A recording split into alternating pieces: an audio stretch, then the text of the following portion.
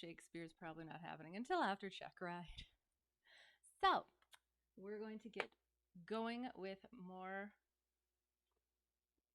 I guess, Checkride stuff, but maneuvers. Why can I not hear myself? I turned it on. I turned it on. Why isn't it working? Oh, I was muted. Oops. Okay. So that's good. We'll put the. It's so far away. You. Perfect. Oh.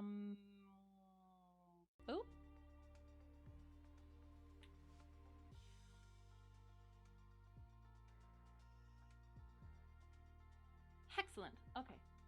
Shoop. Boom. All right. So, now I have to get all my other stuff together. I was a little bit more prepared today, just not in this respect. Oh gosh. Okay. But that's okay.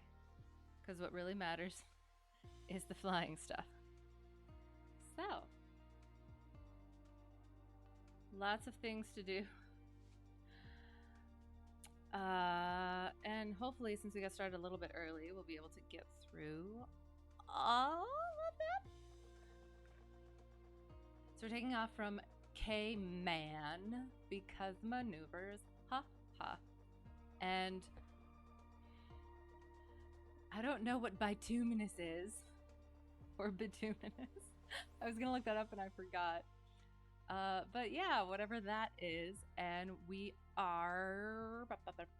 Oh, I was also going to put up... Where is it? This bit. That's cool. But I want this one for... Oops, not that one first. Oh, shoot. Okay, hang on. I want that, but I also want... Oops. That. And then that. Perfect. Okay. I'm actually going to try to be somewhat... I say that every time, but professional. All right, this is oops. Whoops. This one is K-Man. KM, Mike Alpha November. Although I don't think it's November, it's November. We are right outside Charlie airspace. We're just gonna avoid that. We are at, oh, I guess I could get this started. Boom. Yes, so thanks. So first off, we will check our weather. Here's our weather. I'm not sure you can see it. Can you see it? Okay, so the yellow bit. Our yellow bit is, at this point, we probably could,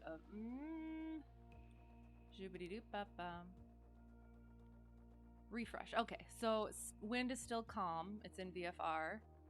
Few clouds at 9,000, 12,000, 11, well, yeah, so here. Calm, few at both of these, and that is AGL, and I forgot to put that on. Okay, that's cool, that's cool. All right. Okay. Nope, come here. Nope, nope, nope. Oh, and so it is calm, weather's fine, visibility's fine, all that, excellent. And the calm runway, zoom in please. There, where are you? Calm runway is 11, or 11, which we are going to take off of. Because it's closest to where we're parked. And now where's my other stuff? There it is. Oh, and I want that. And we're just going to stick around here because we're just going to be doing maneuvers. So we're going to be, hang on. Boom. All right. So first, we get there. Excellent. We're here. We get in the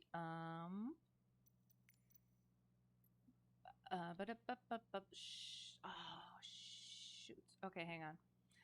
Oh, my track IR. Why are you not working? Oh, come on. Eh, eh.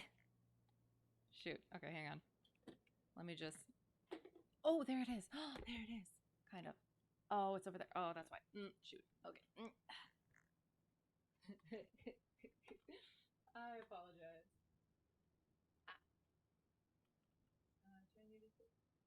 There. Perfect. Ooh, hello. Oh, okay, that's gonna be odd. Huh. Shoot. Okay. Uh-huh. Yeah. Okay.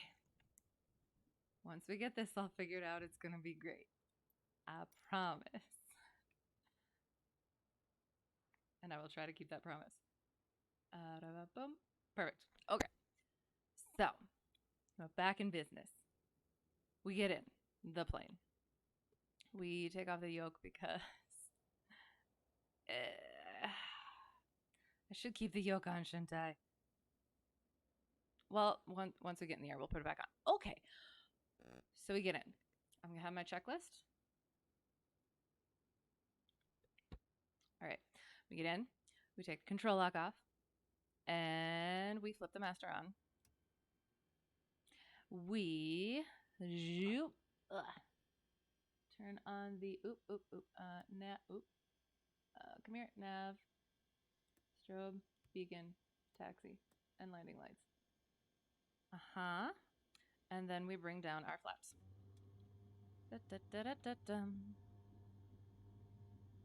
Perfect.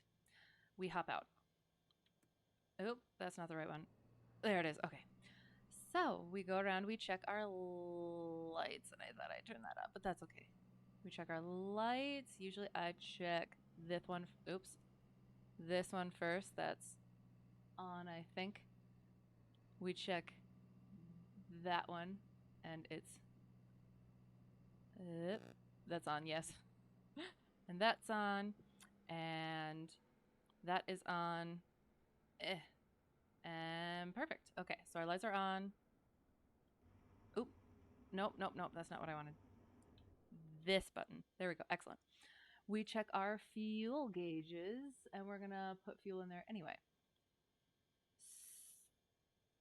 But for now, we're just going to turn this off.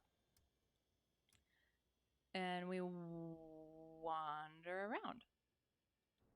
Oops. So first, we drain a little bit of fuel from here and from over here. Check for water and contaminants. We check the static port to make sure it is unblocked. Check everything else, pitot tube and the vent and the other drain bit, which I don't see on here. It should be like right there. Yes. Then we check the flaps, make sure they're all on, connected, working. The aileron over here, make sure it's connected, working. Check the baggage door, make sure it's locked there. Check tires, check antennas as we go around. Check the elevator, both sides for its connections. Rudder, excellent. Trim tab, excellent. Flap this side, good. Aileron over here, good. And then we go here, we check the oil. Make sure it's at 6 and not icky looking, because that means it's cold. We drain a little bit of fuel. Make sure that is not contaminated. We check the belt. We check the propeller. We check the exhaust. And yeah, make sure that's not wiggly. Make sure it's the air intake is not blocked. Make sure the nose wheel is in a proper position. And then we get up here and we check visually the tanks, and then we put in full fuel, because why not? Perfect. Excellent. So we are fueled and ready to get inside. Checking to make sure. Uh-huh. Uh-huh. Uh-huh. Oh, okay. So might as well get back inside. And while we're here, check. Wait. So do this way first, and then this way, and then this way, and this way, and this way, and this way, and that way, and that way. Something like that. Then we check the elevator. Perfect. Excellent. Okay. Now we're ready to go. So we get in, we take a picture of our time, we check the fuel, make sure it's on both. Excellent. Check our circuit breakers, make sure none of those are popped. Alternate static, brakes pedal test. We'll just do the brakes. We don't want to mess with the rudder. And passenger brief. So, hello, greetings. No talking during takeoff and landing. Exits out the doors to the left and the right. Here's how they work. Seatbelts on at all times. Here's how those work. Remember, they're a pull because you're in an airplane. And likely we are going to be taking off from runway 11. And if we lose power on the rollout, we'll stop right on the runway. If we lose power after takeoff, we will land straight ahead if it's below 1,000 feet. And if it's above 1,000 feet, we'll mosey on around back to the runway. Yep. Cool. Any questions that you have? Perfect. All right. Seat track, back and lock chicken. Avionics off, autopilot off, carb heat off, beacon on. So taxi landing, I'll keep on. Well, okay, so since the plane I fly in doesn't have taxi, we're just gonna leave that. Doesn't have a strobe either, so nav lights on, strobe. We don't have a strobe. The beacon is on, and the landing light. Perfect. Beacon's on. We prime it. Zoop. 1, 2, 3. And since it's probably a little bit cold, we shall do 4. And now we mixture full rich. Excellent. We throttle slight. Boop. Excellent. And we brakes. And we clear prop. And we master on. Uh-huh. And we boop. And we boop. And we boop. And we...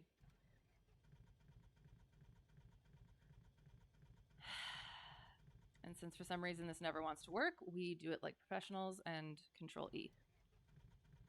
Oh, look at that. All right. Brakes are on, clear prop, master on. Mags start, oil pressure. Flaps are going to go up. Oil pressure. Where is it on this one? Oh! Okay. It's going to take a little bit of time. It looks like it's okay. Flaps going all the way up. Avionics would be going on.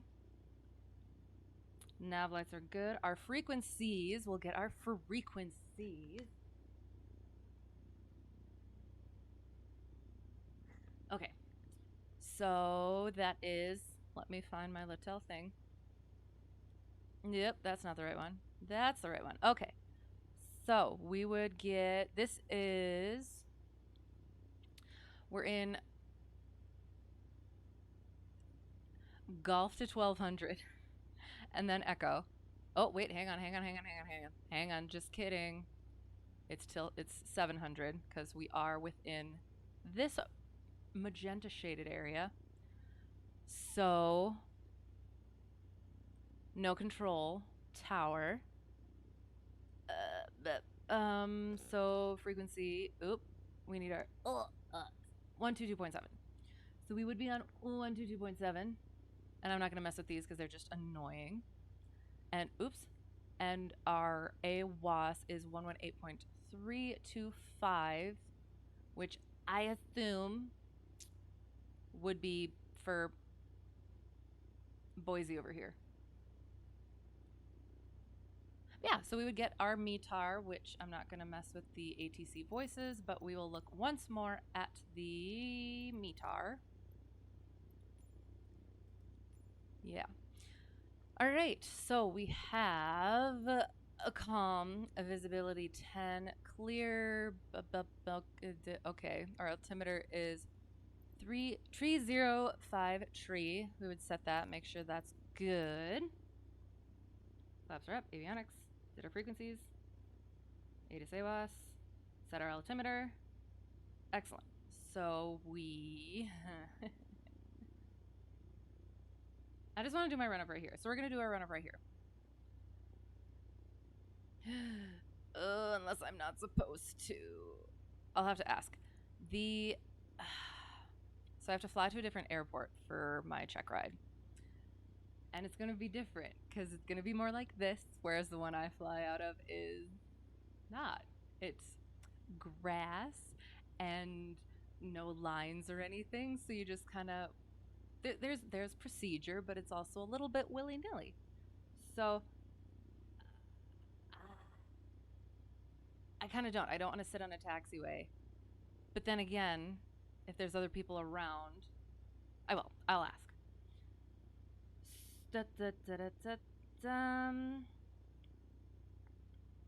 Okay. Good, good, good. Okay. So we're just gonna do our run up here. Executive decision.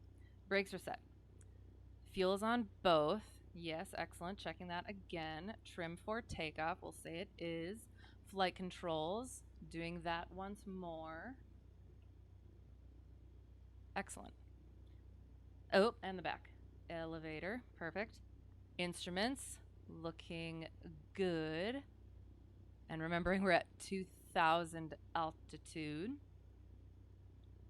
Although, hang on. Okay, hang on. Okay. I feel like the sim does the altimeter strangely, but I'm not sure. So I'll figure that out later. Mixture is best in power, which we could probably lean it out a little bit. And make sure the primer is in and locked. Excellent. All right, 1700. Oop, oop, oop. And our parking brake is actually on, so we don't have to worry too much. I'm gonna boop in just a. Can you? There it is. Boop. A little bit. Or oops, that's a bit too much. So down.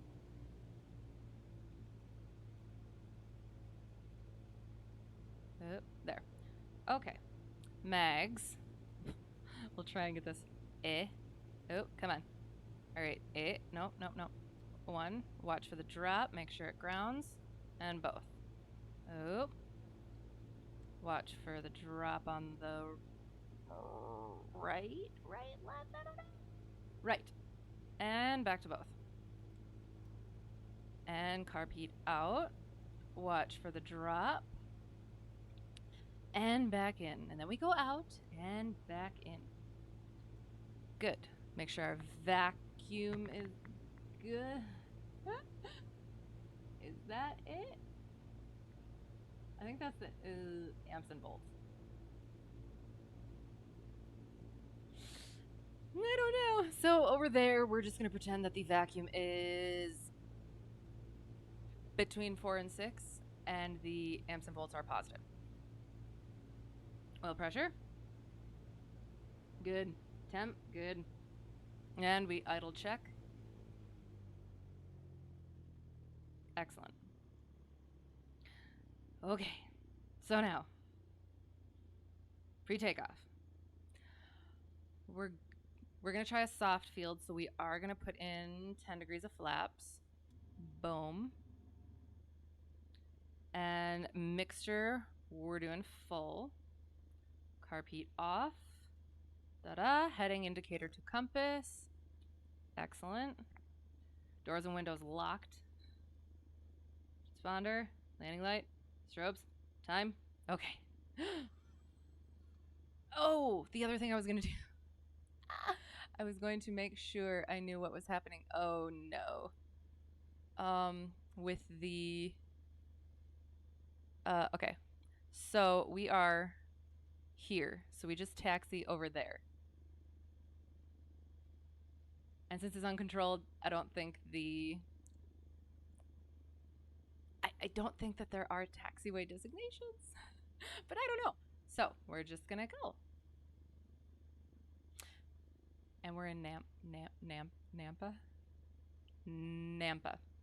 Nampa traffic. Okie. Okie dokie. All right, here we go.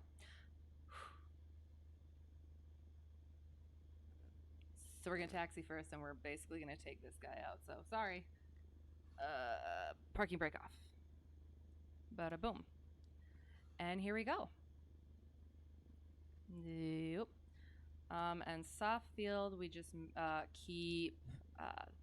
It's hard to do with this, but keep the yoke back to keep off the nose wheel as much as possible. Oh, we'll at least try not to run too into you.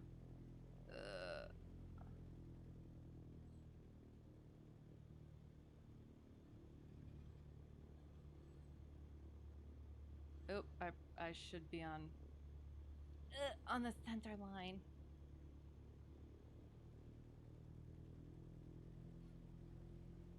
Oh, and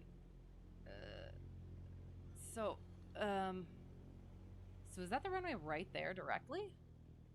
So there's no taxiway. Okay, sounds good. So we'll do our call over here.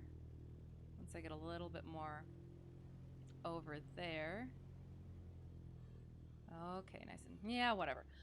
So I think we'll make sure. Nampa traffic, Cessna Hotel Tree 1, Delta 1 departing 1-1 to the west. Nampa traffic. Okay, here we go.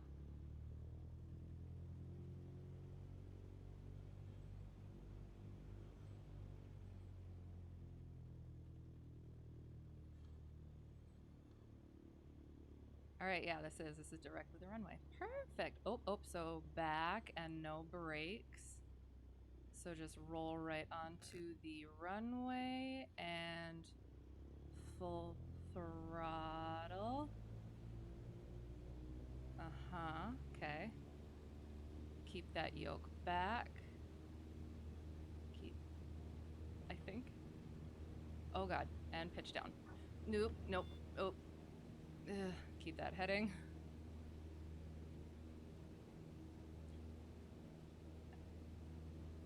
And positive rate. Pitch for VX, which I believe is 60 in this one. And climb, and once we're cleared of the obstacle, or yeah, if there is an obstacle to clear, then we pitch for VY, which I believe in here is 70. We should be keeping on our proper heading.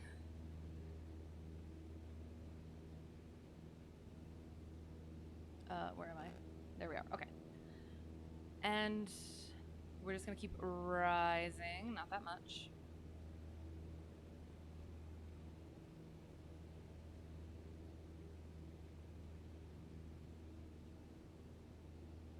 And we will go up. And we're also going to just make sure we're not getting into the Charlie space if it shows us. Oh, and I was gonna try to shoot. Hang on, un momento. I was going to try because I finally got my iPad for ForeFlight. And before Checkride, I need to know that I can use it. So we're gonna try to. Where's my thing? Okay. This thing? Yes.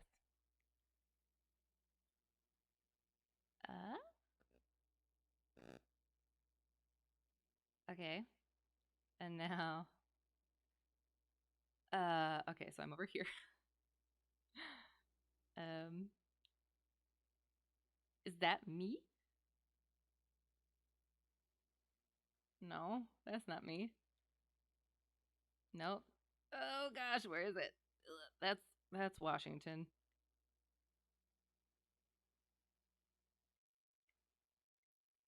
Where the heck am I?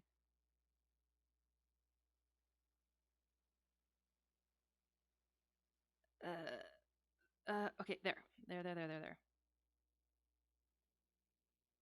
And oh, I have to do the thing first. Devices. There. Go. Go. Okay. Okay. Excellent. And oops, not that one. There's me! I think. Yay! I think it is. Ah, excellent. Cool. All right. So, I'm going to use this to hopefully yeah, do stuff. At some point I'll try and get it on the screen maybe. But I don't know if I don't know what to look for if it might show things that I don't want shown. So, here we go. Nope. Okay. Boom. Oops. All right. So, cool. All right. And we're going like so. And yeah, we're going to avoid the Charlie airspace. We're just going to bop out this way.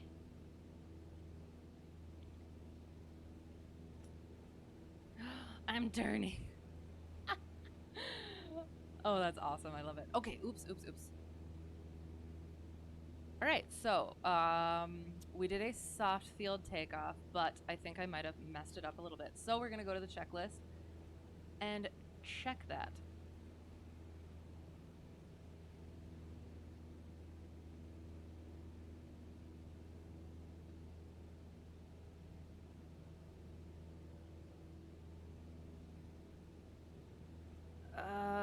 Shoot.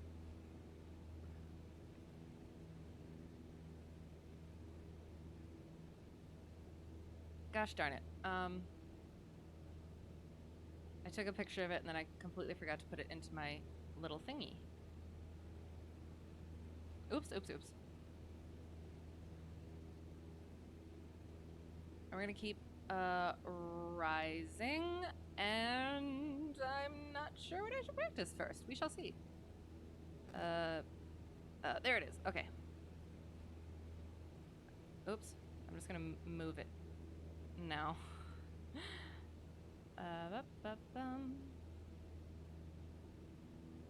We're still climbing. We need altitude. Boom. Excellent. So, let us review our soft field takeoff. Turn. Perfect. Oh my goodness gracious. Well, we're going to trim quick. Oh. Okay.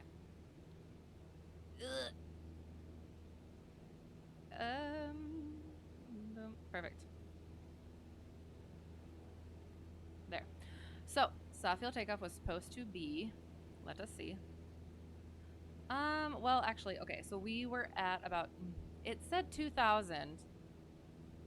It said 2,000.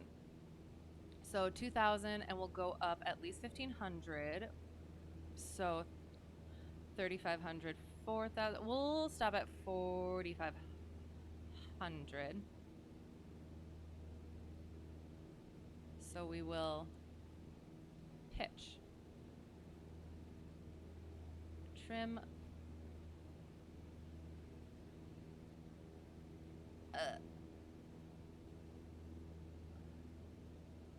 Good.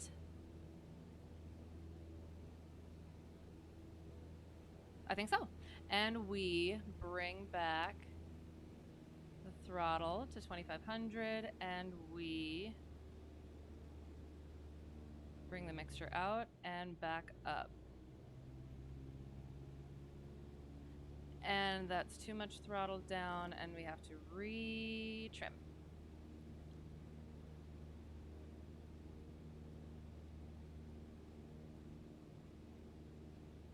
Okay. So our short soft field takeoff, 10 degrees of flaps, which we did not take back out, did we? Oh my god. Oh no. Oh god, I'm so not ready. No, I will be. I will be though. I have time.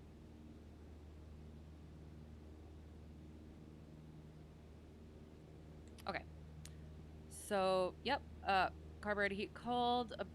Oh, that's short field. Sorry. Carburetor cold. Smoothly full. Keep plane moving. Back fully release gently as plane accelerates. So we didn't quite do that. But still keep the weight off the nose wheel. Tail low. Allow the plane to take off and then pitch the nose down, which we did. Build up speed. And then we forgot to take our flaps out. Oops. Yeah. So, remembering flaps next time. Okay, so we are going to get to... Let me just check the list. We're gonna get into slow flight. So, last time, so I don't accidentally do something, we worked on slow flight, but I did not... I forgot the whole why bit of it. So we're gonna go through that. It's for basically takeoffs and landings. That's the main bit. Oh no, we're getting into Charlie airspace, so we're gonna go this way. Oh no, oh no, oh no, no, no. So yes, so we just brushed it. That's okay. That's okay. We're just gonna keep heading west now. So yeah. So we'll, yeah, we're gonna go west, and then we'll get a little bit more away from the Charlie space, and then we'll start our turns and such. I actually might just want to go. I like all this over here. There's lots of rectangles for the rectangular course, and turns around a point and such. Some good long roads for S turns. Excellent. All right. So, all right, so we're heading southwest, which is fine, which is good. We're good there. So slow flight. We are practicing maneuvering in that takeoff or that landing sort of situation. You want to fly too? Excellent. How long until Checkride? A few weeks. Yes. It was almost next week, and I'm like, no. So yeah, it's within a few weeks. I promise I'm better in the actual plane. But yeah, it's getting down to it. So I'm very nervous, but that's why we're working on it.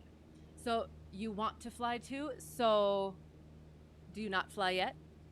Do you sim fly, or do you fly? I'll get us into slow flight. Oh, is that a no? You don't fly? Not yet. Not yet. Only sim? Okay. Well, are you going to? I always try to get people to make the jump because I absolutely did. Okay, not yet. Okay. All right. I won't be pushy as long as it's a not yet, because it is. It's so much fun, and it's been very rewarding, and I do. I like being able to share it with other people. All right. So slow flight. We okay. So mixture in first question mark. So we bring it down to 2,000, like we're in the downwind, and we're actually first. We need to make sure we're on our proper heading and trimmed out. So, okay. So we're on. Okay, we're going directly south. There has to be. Oh no, that's silly. I keep thinking that there's a wind pushing me left, but I keep forgetting about the left turning tendencies. So I need to right rudder that stuff. Oop. And 5. Oops. We'll keep it at 5. We'll keep it at 5100 since it's apparently trimmed for that. So we'll keep it on south. All right. So we're pretending we're in a downwind, and we're where we need to be. And we're keeping it on 5100, and we're bringing the power down. Not that far. And we're keeping it at 5100. We trim it. And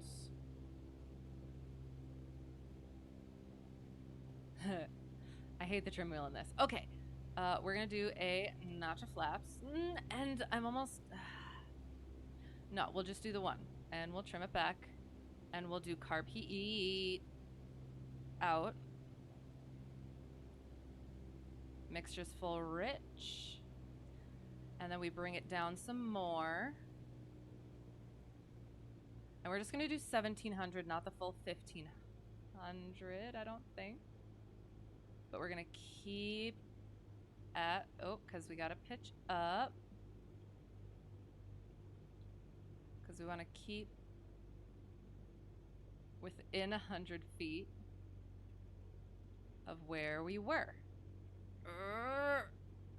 So much trim. Oh, okay. So my throttle goes further down than I want it to.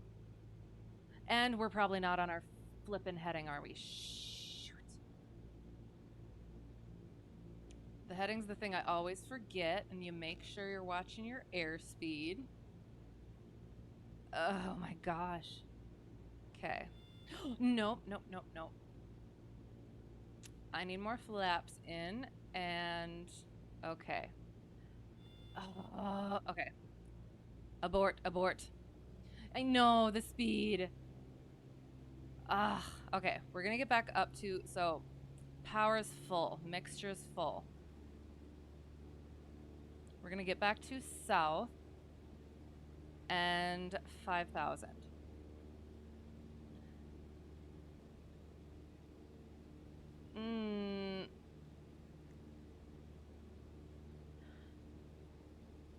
My throttle doesn't look like it's doing what it should be, so I'm gonna pitot heat. Oh, well, it's also probably because I still have the carb heat in. Oh my gosh. Or carb heat out. There it is. Okay. All right. We're gonna try that again. Again, I always feel like I have to say this. Where am I? Okay. We're gonna head back north. We're gonna turn. Oops. Oh, and then I forgot clearing turns. Oh my gosh. Okay. So first. All right. So first we trim. And I think I'm just gonna. Oh, that's really fun looking. Oh, kind of want to go through it, but no. We are practicing. So we are going to, what's the word? Clearing turn around at a nice 30-degree of bank.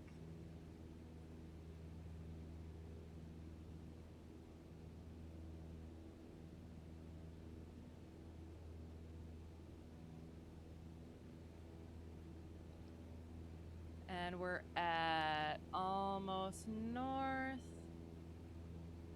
Actually, we're going to go all the way. We're going to go all the way. Oops, south again. Oops. We don't need to do steep turns yet.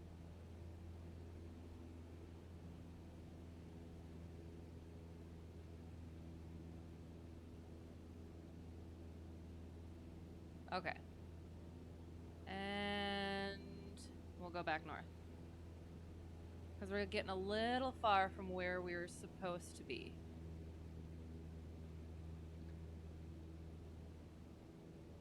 And we'll make it 30 degrees of bank. Come on.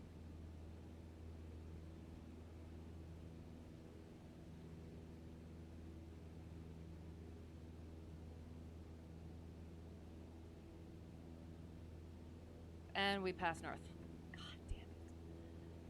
Okay, that's okay.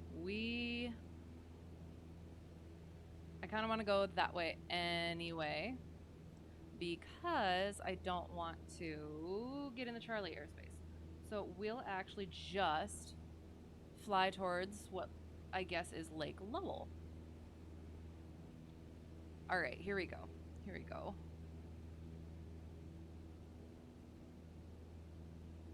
All right, so mixture's best in power. So we're at 5,300. We'll say we're at 5,300. Cool. And we're gonna stay on 3,000. Heading 3,000. Oh my gosh, 300. 30 heading. 30 heading. Aiming for Lowell. Okay. All right, bringing it down, pretending we're in downwind. So we go down to 2,000.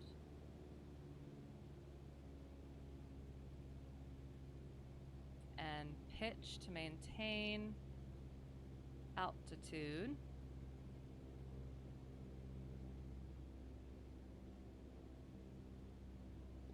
We take our carb heat out. And when we're in flap range, notch of flaps.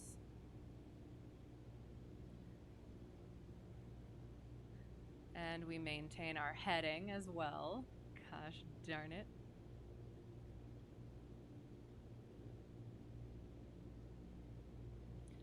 Okay. And we bring it down a little bit more with the throttle. And make sure we're pitching. Pitch, pitch, pitch, pitch, pitch. We're gonna bring throttle up a little bit. Oops, shoot, shoot, shoot. Oh gosh. Press the wrong button. One flap.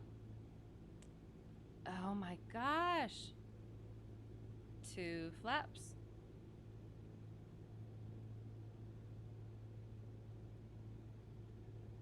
I swear this doesn't actually do this properly. We're gonna bring throttle up a bit. Is it a chicken? My co-pilot? Yes. My mic stand and co-pilot. I love him. He's adorable. He's very round. Round birds I like for some reason. They amuse me. Okay, okay, okay, okay, okay. Honestly. You know what? You know what? You know what? You know what? Since you cannot handle... I swear, when we're doing slow flight in the actual plane, we're down at like 1,700. And we're still not there. Oh. It could also be an atmospheric thing, I guess. For the love. Or I'm just doing something incorrect. I don't think so, though. We'll find out tomorrow, I guess. Alright, so here's slow flight, I suppose, but we're still flippin' losing altitude. Okay. Well, we'll get it where it works, I guess. And we're going west now. Okay, that's cool. At least we're getting it to a point where we're kind of remembering all the things we're... Stop banking. We're supposed to be looking at. Wish you could help. That's okay. That's okay. I'm glad you're willing to watch me struggle over here. I do. I promise that it's mostly just the slipperiness of the yoke and the rudders. So, oh good, I'm glad. But like I am better in the actual plane. So know that a plane is not just going to drop out of the sky and it's going to be me at some point. So, yeah. Hope not anyway. This is like okay, so technically we are in slow flight. It's just that is up further. The tachometer is up further than I would expect it to be. So, okay, we're going to... Well, so this is around-ish. Technically, we're supposed to be so we do slow flight, and then we're supposed to... Oh, that's for a stall. Okay. So, first, slow flight of, I think, 60 in the plane that I fly. So we're going to go with 50 for in here because the plane that I fly is in miles per hour, but this one is in knots, and I think that's what I was actually going to check. On the checklist, it lets me know Oh, for the love. Okay. On the checklist, we will check the rotation speed, which is what slow flight is supposed to be at. So VR for rotation is 60, which is 52 in knots. Excellent. That's kind of what I thought. So 52. So we're slow flighting it at 52. And for slow flight, the limitations or the parameters, I am shoot. I have to maintain heading of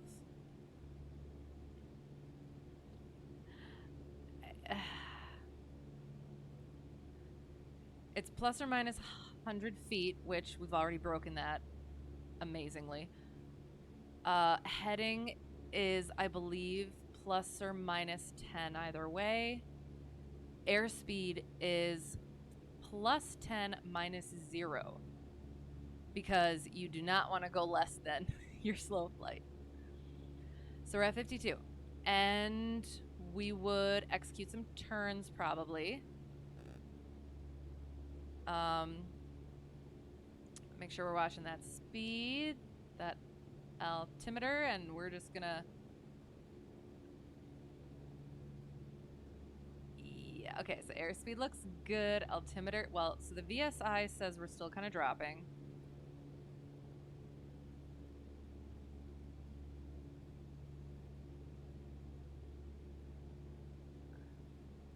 And there was something that I read, shoot, that if in slow flight, you might actually, like that specifically, you might actually have to add some throttle during turns. So we're gonna get back to west.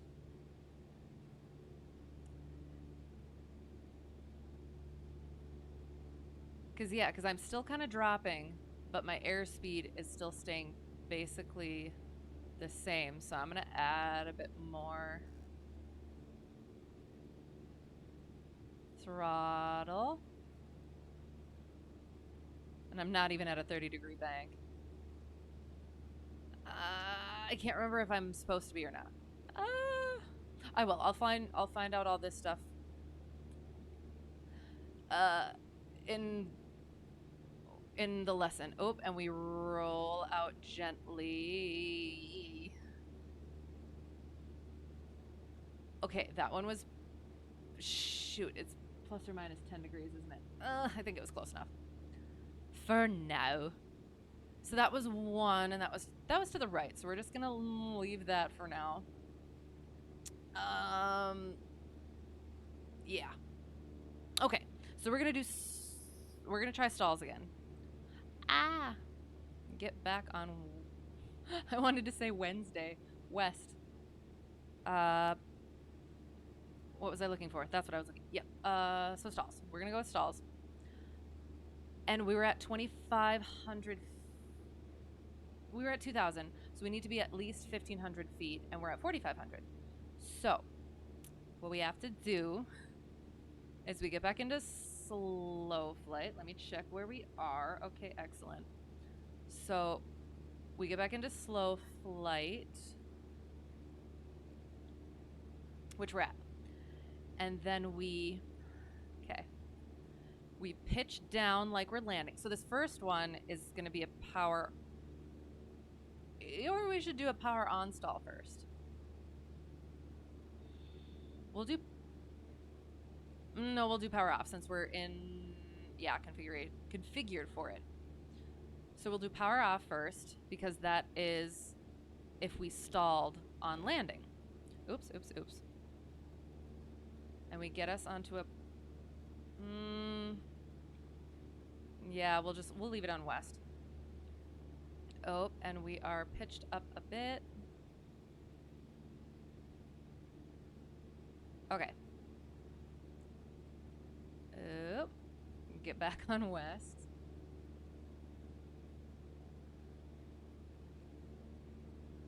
All right. So we're coming in for a landing. So we power out. Pitch for 60. Pitch for 60, pitch for 60, pitch for 60.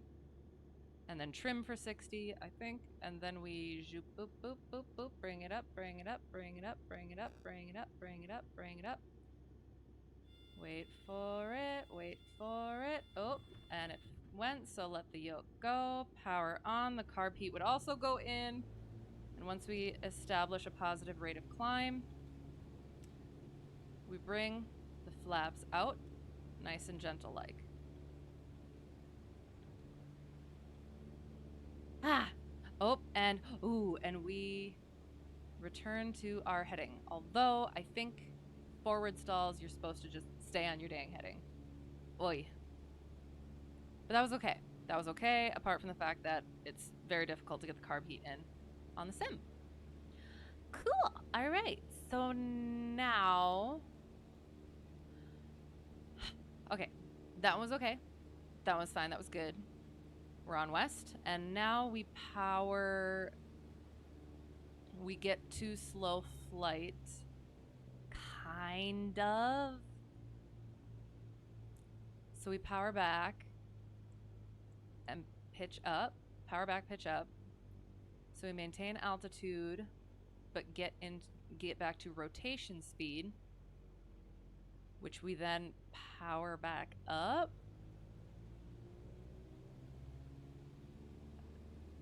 I don't think that's right at all. Maybe it is. Maybe it's not.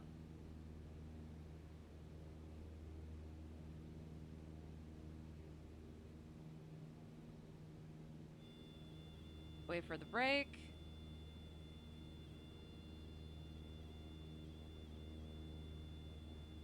Oh, shoot. Oh.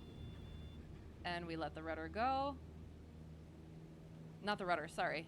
The yoke go. Oh my gosh.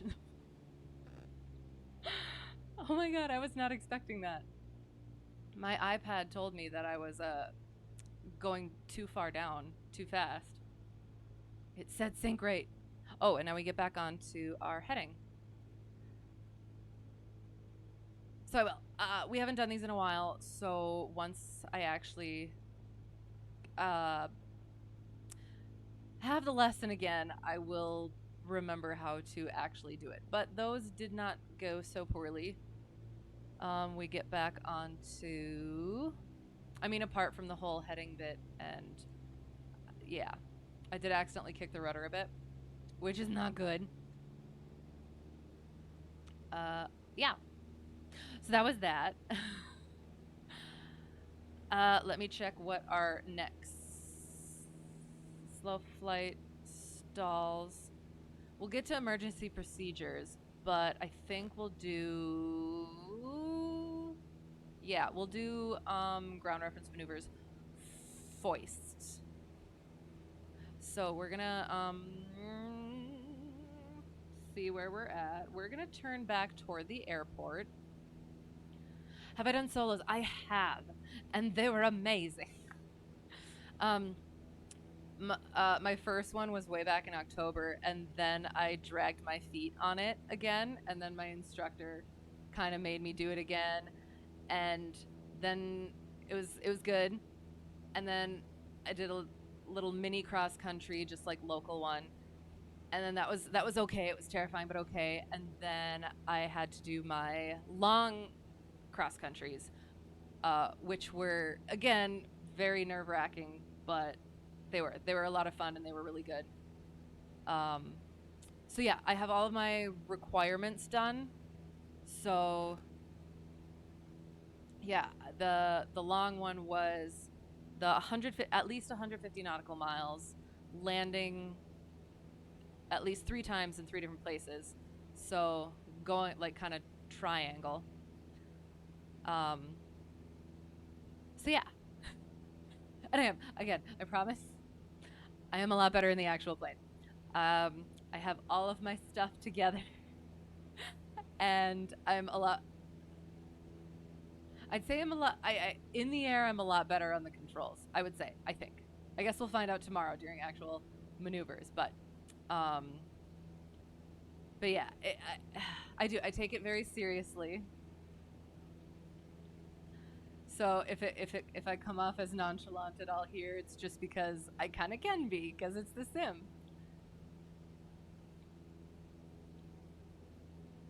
But yeah, no, it is. It's an experience. That during just even first just during my the first solo that I did completely without my instructor, where I went to the airport and did all the stuff myself, and I didn't have him in it and convince me to go off and do it myself. It was just like you get up in the air, and it was just pattern work, but you get up in the air and it's just like, I don't know, you're just like it's so,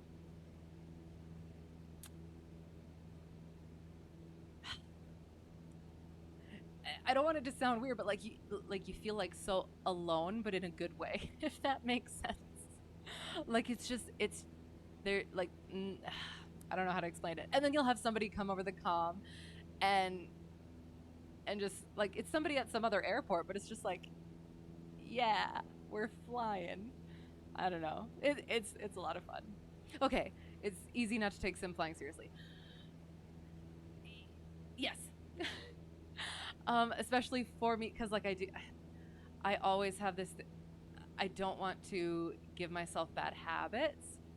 So like I've been trying to kind of do things in like here that like right now as close to it as possible, but because of how like slippery the controls are and stuff, it is different, and I don't want to give myself improper muscle memory. So I do kind of take it a little bit more nonchalant so that I don't know, I kind of don't do that. I can't wait for you either.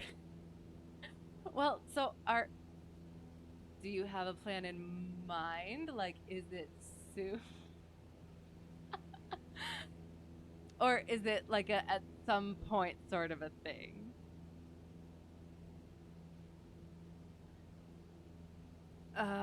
Lake Lowell. Well, we're going to find a really? Okay, so sorry, I'm gonna get super excited now, and I hope I don't get very pushy, but plan to start next few months. Oh, excellent.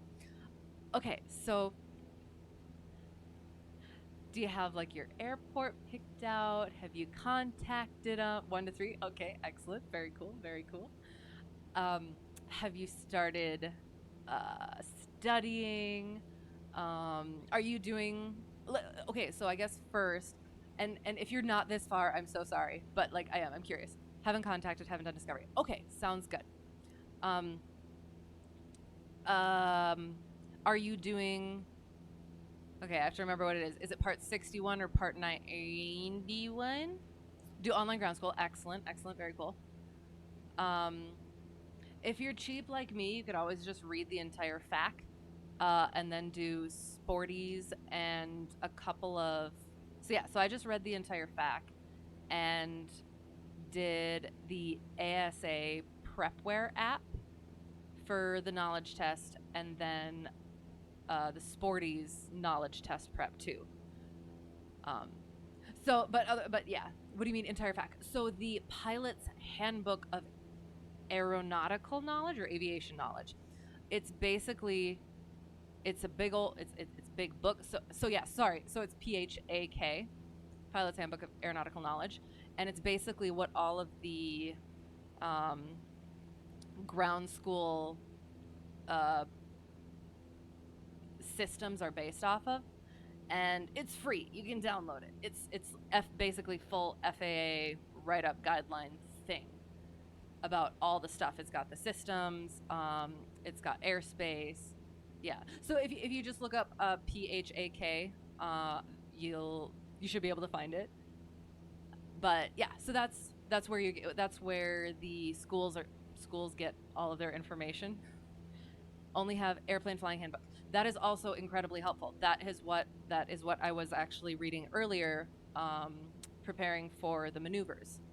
So the ground reference maneuvers, your unusual attitudes, your stalls, your slow flight, all of that stuff. So yeah, so that's also a good one. But yeah, the FAQ is basically full overview of everything, I guess. So you got the physics of it, um, yeah, physics of it, the systems, the history a little bit, airspace, regulations, um, yeah, and then the airplane flying. Ugh. It. Okay, hang on. Ah, aviate, navigate, communicate. I have a feeling it might be what it's based off of. Oops, oops, oops, oops, oops.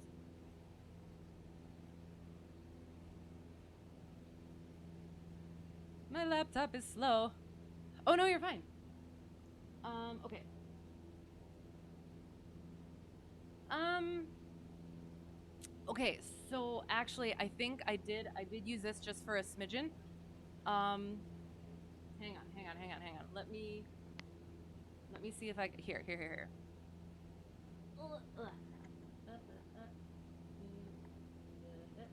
Actually, I need to do it over here. Ah! Oh, I can do it down here, I think. Here, I'm going to take this bit off quick. Boop and boop, just in case something goes wonky. Well, and this is the thing too. It depends on how you learn. So, are you of aeronautical knowledge? Yes. So it is. Let me find this.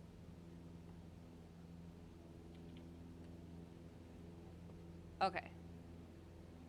If you're good at studying on your own, reading by yourself and stuff, and like I said, if you're cheap, um, it is this thing. Oop. Okay. Well, so if you're interested in just reading the entire book, that's that. Um, and yeah, I just did it as a PDF, and I just did my little highlightings and stuff in there. Um, do get the well, okay. I don't want to get too far ahead of you, I guess. So and yeah, so then the prepware, I got the app and the book, and then you do get 2 free tests for the prepware site that I did end up using. And then yeah, Sporties has a really good plethora of questions that really help with the knowledge test bit. Oops. Ah. But yeah, so I guess starting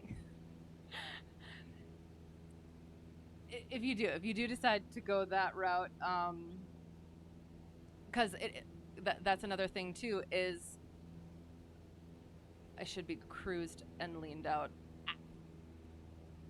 Um, is it's usually money is the issue for people for actually finishing doing this stuff.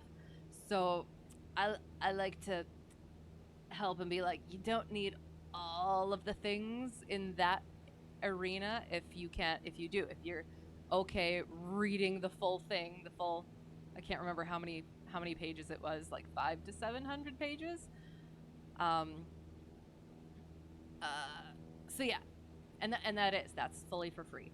And then there was the $16 ASA book, as well as the app, which I think was about $10, and then the Sporties bit was free, and that's what I did. If that interests you, and again, if you're like me, I got the 100% on my knowledge test, so it does work. So that's a thing. So yeah, so I guess that's just to start you out there, and I won't get into all the other stuff, I guess. Okay, good. Okay, excellent. Um, and yeah, I do. I all I have is my experience of things, but I am absolutely like I said, I'm cheap, and I do recognize like that the whole money thing is a thing for this. So if I can help people cut costs where they can, I'm absolutely willing to share that experience. So yeah, and that's the thing too, is if you're looking to start doing the flying portion, I don't understand why I'm descending. If you're looking to do the flying portion soon, I would humbly suggest starting your studying as soon as possible too, so that you're not doing both at the same time too much. Um, they do inform each other, but at some point you just want to get the knowledge test and the studying done and focus on the flying. So yeah, and it does it having that background knowledge does help with the flying bit as well. Okay, so yeah, yeah. So sorry for blabbering on, but I'm so excited, and I can't wait until you get into it too. So your plan is to do ground and try and sim. Okay, then do actual flying. Excellent. And yeah, so I just would make sure that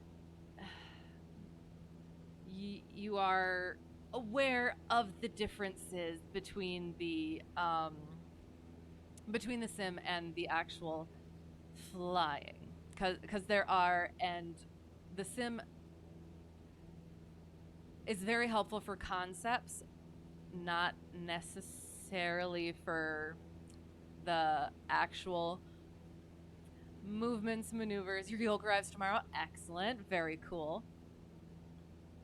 And yeah, so like if it's like mine and it's like slippery and does weird things, like it the plane does respond a little bit differently, and you don't get the the feelings, the I can't remember what it's called right now, but yeah, you don't get the feelings and the head stuff. And it is a little bit of a different visual, at least for me. That just might be me, where I'm like 6 feet away from it and stuff. But yeah, and um I don't know if you want to start thinking about this yet, but rudder pedals and the track IR here are also very helpful for the sim stuff. But you can go at your own pace. I'm just throwing stuff out there for you. You definitely just go at your own pace. You're doing in VR. Oh, okay. That I have absolutely no idea about. So that'll be very interesting. So it's actual like yoke thing that you do with it.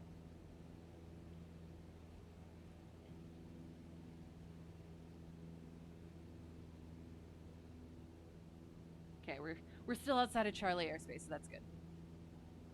We're you know what, we're gonna actually go just north. We're gonna face north because we will not go into the Charlie. And actually, oh, we don't kind of okay. All right. Oh, and now, so yeah, so ground reference maneuvers are nope, 600 to 1,000. VR only allows you to look around as if you were in the plane. Perfect. Right? Yes, I think. So right now only using a crappy remote, right? Tomorrow we'll have an actual yoke. Excellent. Okay, that's with the VR then. So that's absolutely fine then. So then you don't. The track IR is not an issue then.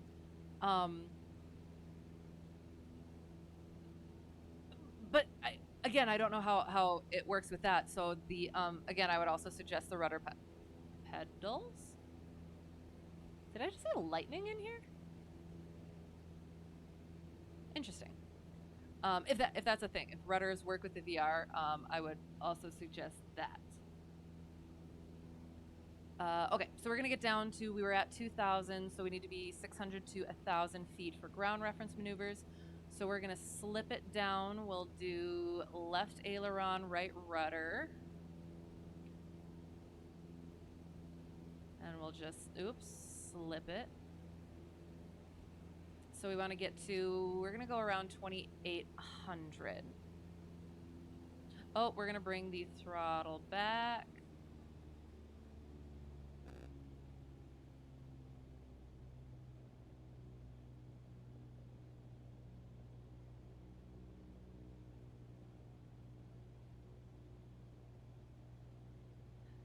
Oh, okay. So that's good. 2,800. Perfect. And we'll bring this back up. Alrighty then.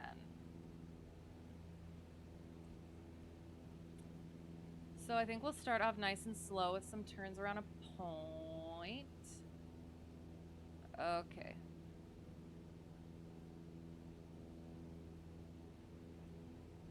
Is that the airport right there? Tis! Okay, so we're gonna go away from the airport because that's not good form. We can bank at 30.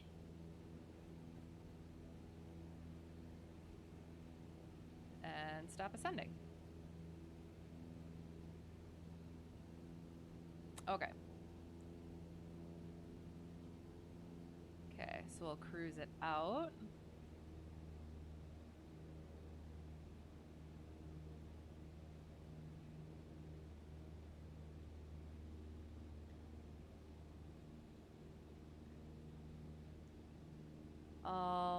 Alrighty. We're gonna check the METAR again. Oops, shoot. Because I don't know how long it's been. So still calm. So we don't have a downwind, at least over the airport, around the airport. We're gonna trim it out a little bit more up that way. I hate my trim wheel. Okay. All right, so we pick a point and we turn around it.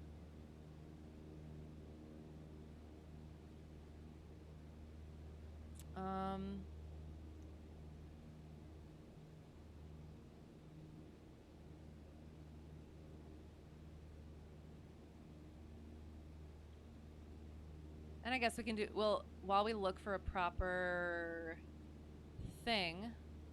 Oop. For a proper point, we will do our clearing turns. So we're ooh, I like that one. I like that one. I like that one. Okay, that was that's a nice, yeah, we're gonna go over there. We're gonna do around that bit, kind of.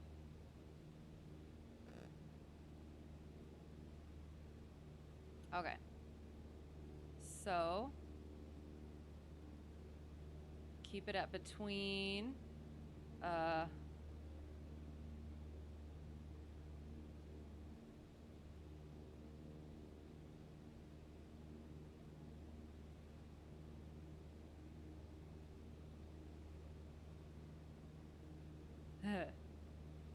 so we're doing that intersection. And we're keeping it around the 2,800.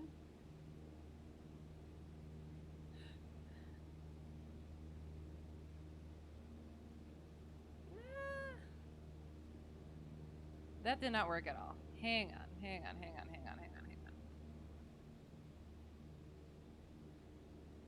All right. Let's try this again. But you know what? We're going to, okay.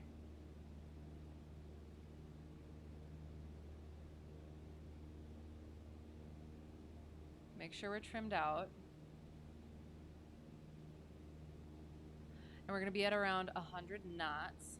So we keep at about 100 knots. And we're going to do that intersection there, hopefully. So we roll. And we keep our altitude and our speed where they are.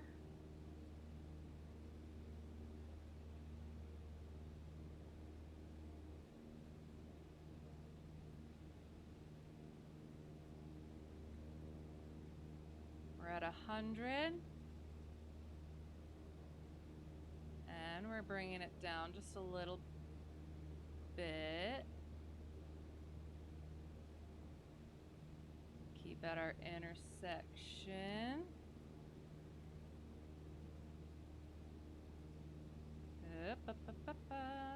Shoot, shoot, shoot, shoot, shoot. No, why? Oh, it was going so well, and then we busted. We busted, but you know what? We're just gonna keep going. We let our DPE know that we busted, but we realized that, and we brought it back.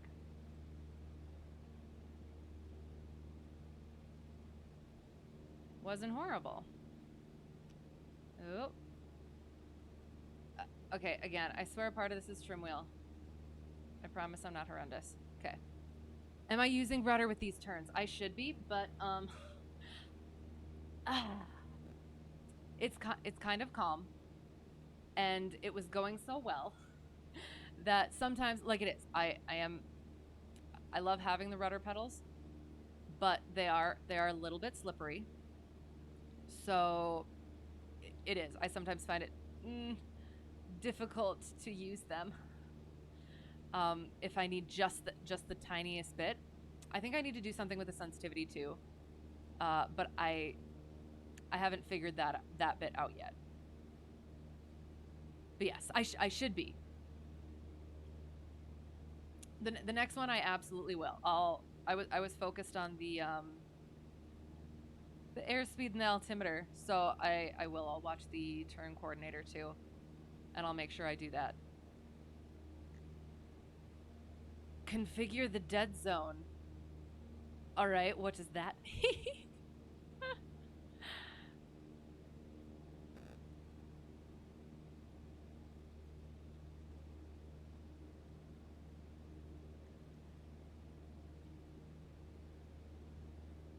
Okay. And I think we're good. We're trimmed, so we're gonna do that intersection to the right. Okay, and we rudder. There we go.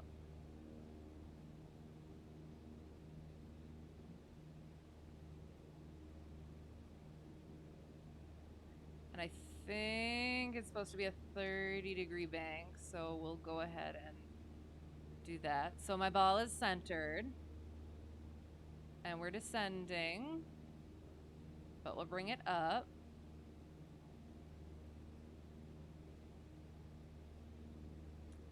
I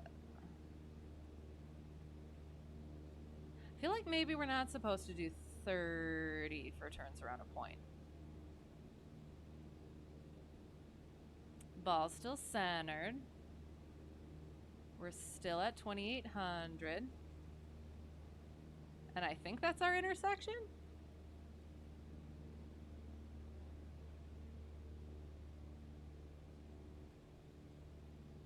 Now I'm not sure. Oh, shoot. And now I'm not looking at my altimeter. Ugh, we busted. Setting to prevent movements that are too small from affecting the sim. Oh, okay. That sounds good. Yeah, absolutely. I will. I should do that.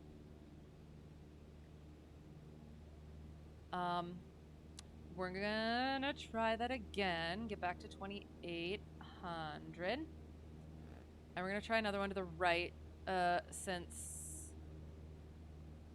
I think I bungled it all up. So we're trimmed out.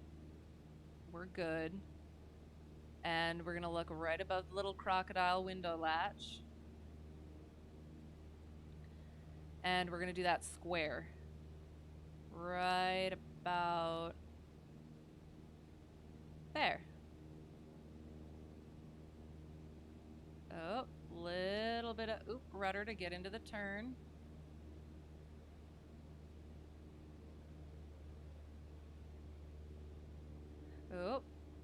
we broke our max, but we're gonna get it back.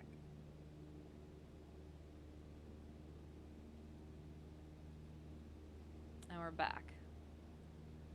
2800, we're at 100, ball is centered. And our point is in sight. Descending a little bit, so we raise the nose a smidgen. Keep a watch on our point. Rising a bit, bring it down.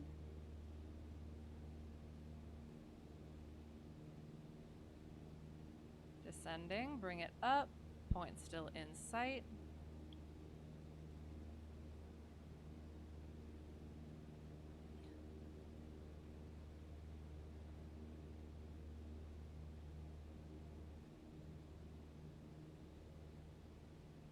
And I think we're on a completely different heading, but, well, you know what? We will. We'll get back.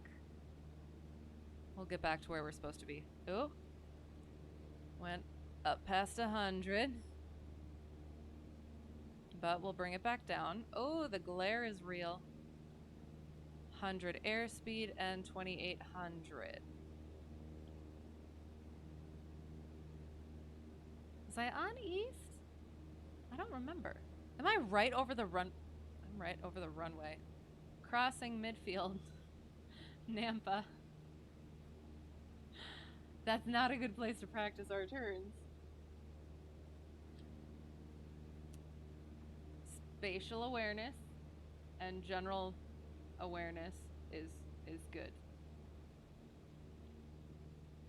Nampa traffic. Cessna Hotel Tree 1 Delta 1.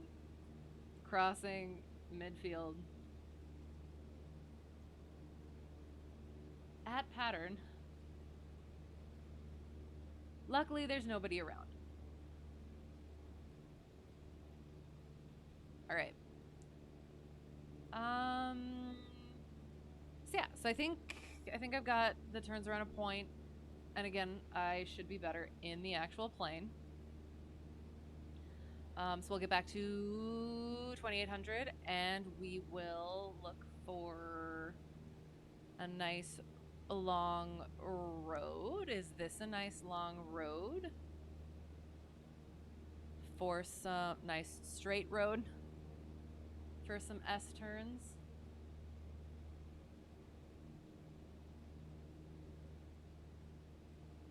Okay.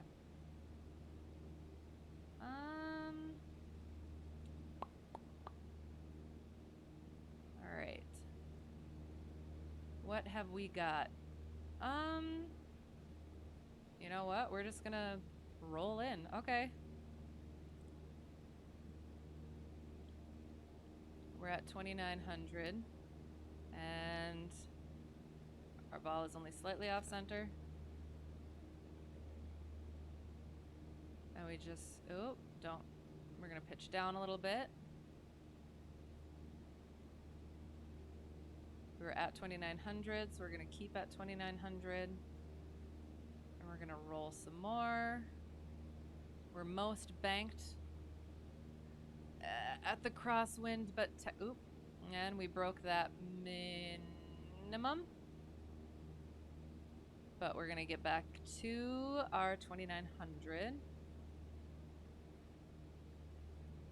And we gently roll at 2900 and make it back, wings level on our road. Is that our road, or did we? I feel like we were this road over here, but you know what? We're gonna start over here so that we actually know which road we're on. So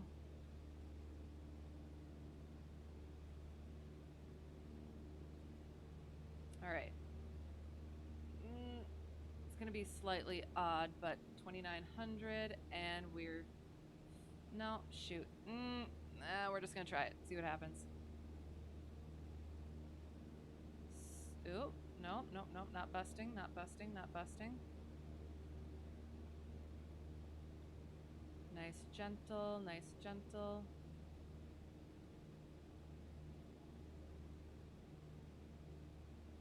Make sure we're also looking out of the window.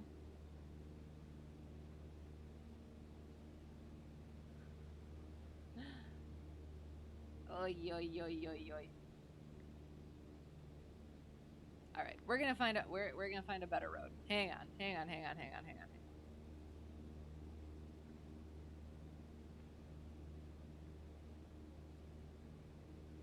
on. Or since these have very good rectangular bits, we might just do some rectangular work quick.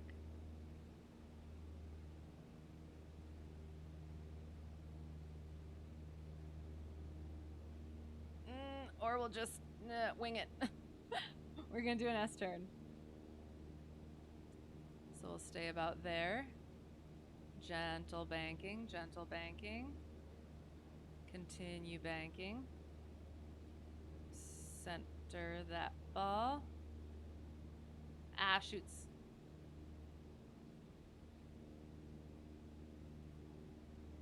Uh-huh. And as we come back around, we bring it wings level as we cross our road, and then we do it again. Gentle bank turn. Gentle, gentle.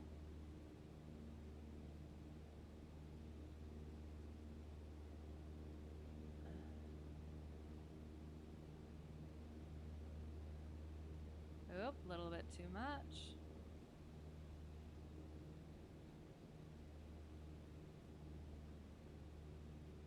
Blah.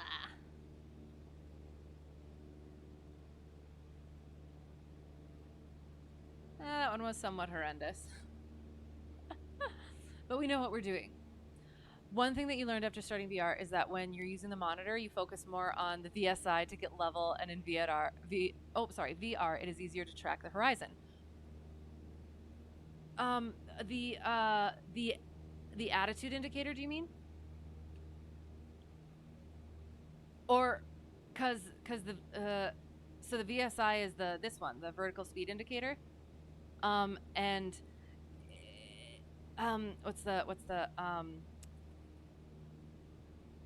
because that's it kind of it lags too, so you might chase it. But yeah, that's actually something that I do. I tend to hyper focus on the instruments a lot because I want to get it like just so and just right, and I have to get a lot better into looking outside of the plane. I have to remind myself all the time, and not just focus on the instruments, and find that. So like, it's like when you're in the turn, find that angle, and just keep it there. So like, if the horizon's going right into that little divot thing right there, just keeping it there. And I actually am a lot better in the plane. I'll keep on saying that. But yeah, that's I do. I end up looking in at the instruments. My instructor says I'm going to be really good at instrument flying, but I got to get through the visual stuff first. All right. So we did some S turns. We will find a rectangle to fly around. So I do want to get back down to the 800.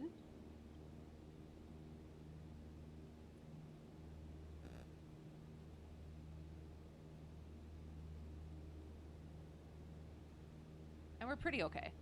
And then we just got to find a nice, and we can do right traffic, I guess. I never do right traffic. So, all of I'm an uncontrolled flyer. That sounded bad out of context. I do basically uncontrolled airports. So I had to do my controlled landings for my requirements. And the first time we went to well, not the first time, but when we actually went to go practice it, make sure I was good enough to do it, it was right traffic, and that threw me a little bit, among other things. But yeah, something to get used to. Okay, so we're gonna use that. This bit here, we're gonna pretend we're in a right downwind, I guess. I guess. And we will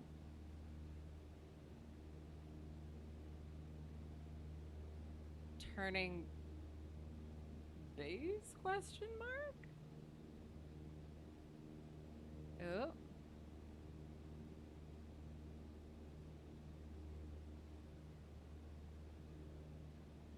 Oh.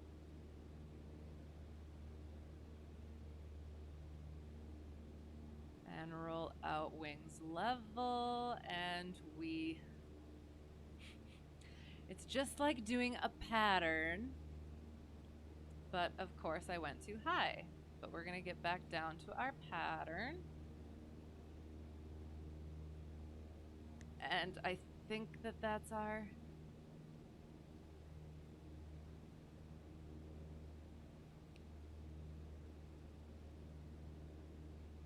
And you don't have to get too aggressive with the pattern. You don't want to make your passengers hurl. Bringing it back down to that 2800. Nice and smooth. Oh, we have a... Oh, that's kind of sucks. Thought I'd be able to see it in the, oh shoot, and, see it on my ForeFlight, but, oh well.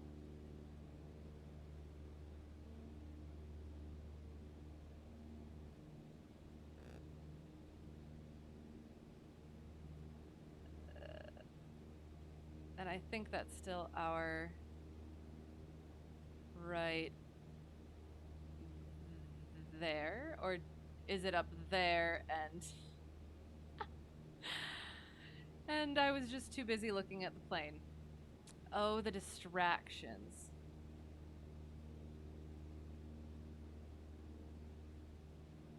And again. One more rectangle. Don't have to bank so much. Nice and gentle. Keeping it on our altitude and heading. Excellent. It wasn't horrible. Okay, you live in a big city, so you think all around me is control. Okay. Yeah, so and that's the thing too, is so you're gonna get really good at the controlled stuff. I would like to think that I'm fairly good at the uncontrolled stuff. Swapping is a bit difficult. So like I'm going into uncontrolled places. I'm like, or going to controlled places. I'm like, nope. But you'll be able to, you'll get your talking to ground control down, watching out for everybody and making sure you're where you need to be and everything. And yeah, it's a very good skill to have, especially if you plan on going into those. But right now I'm just trying to make sure I can fly the plane without people around. But yeah, so I guess I don't know how much opportunity. Okay, so here's an airport over here. No, my battery is almost dead. So that's an airport, but oh shoot, my battery's almost dead. That means that I'm not gonna have... Well, if I need to, I can just use the VFR map on here. So that's Caldwell. But yeah, so if you get, I mean, I'm sure you will. I guess I don't know. at least once you do your long cross country stuff, you'll possibly I guess it depends on how you get instructed. So yeah, I would suggest also practicing the uncontrolled stuff as well, because I'm assuming that,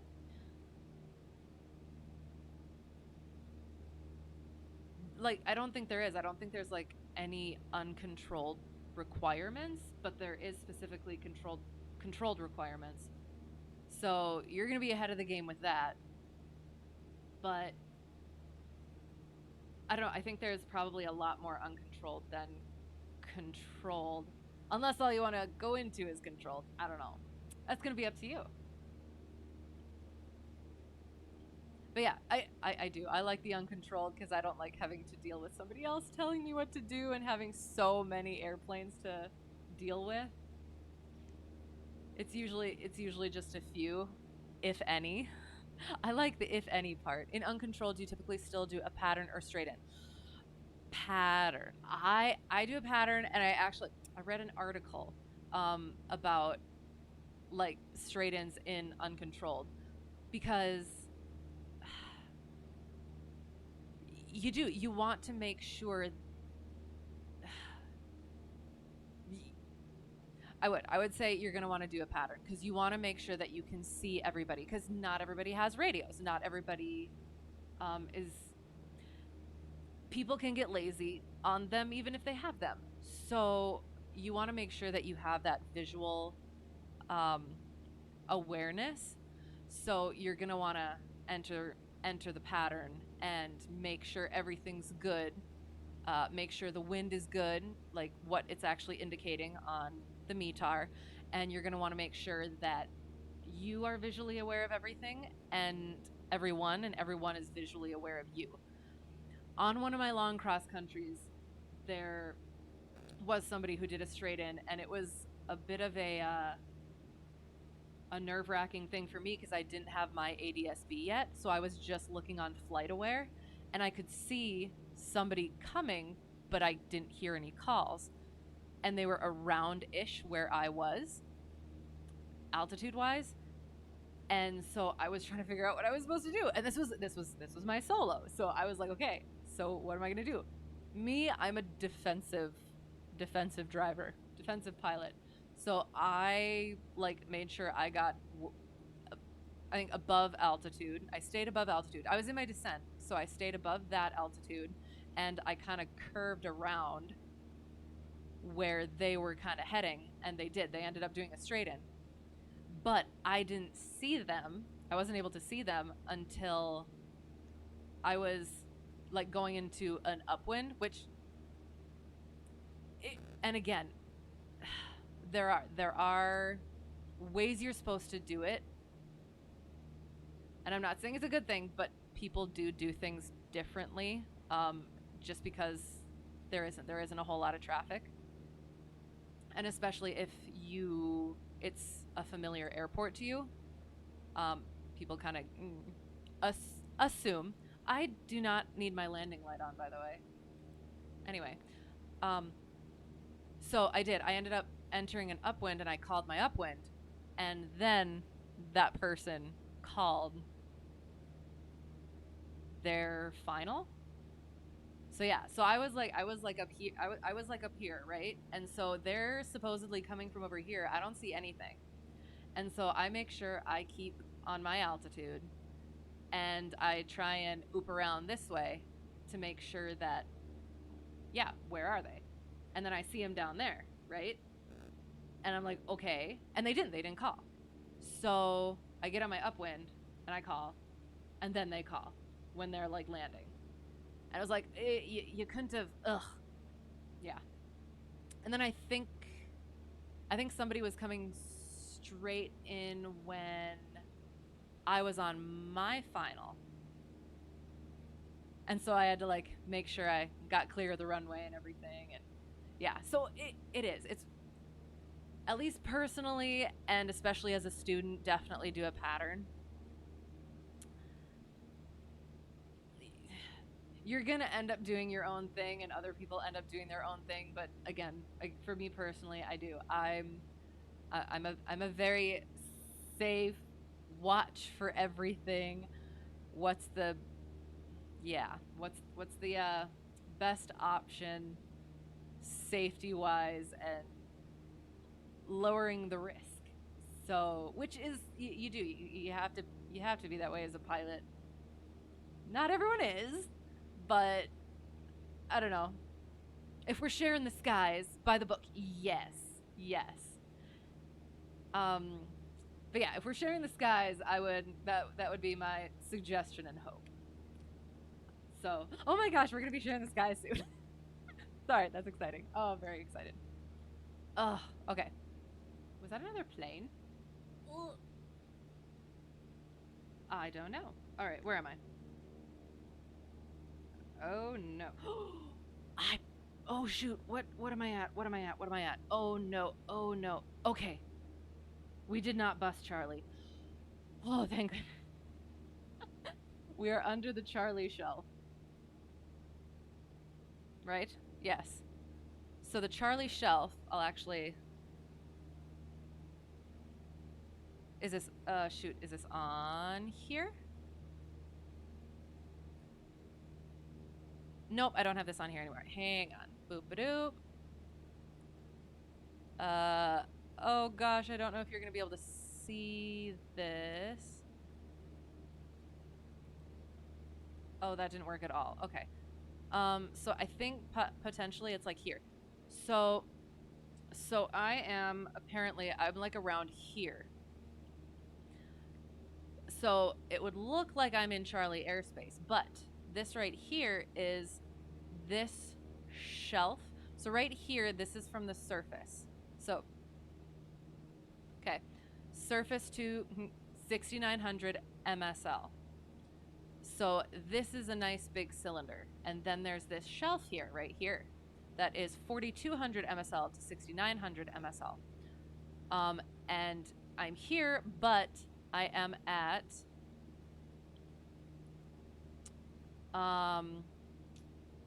2800. So we are beneath the Charlie airspace. Do you need to request access before going into Charlie? You need to establish two-way communications, but you do not need clearance. So you have to make sure that you communicate to them, they communicate back to you, and then, but yeah, you don't have to actually like get clearance for it. I'm 99.99% sure. I think Bravo is the only one that you actually need clearance in. And they can be like, no, you can't come into our airspace. But Charlie, no. So yeah, so it basically would have been I wasn't communicating with them. I did not establish that two-way communication, and that is a no-no.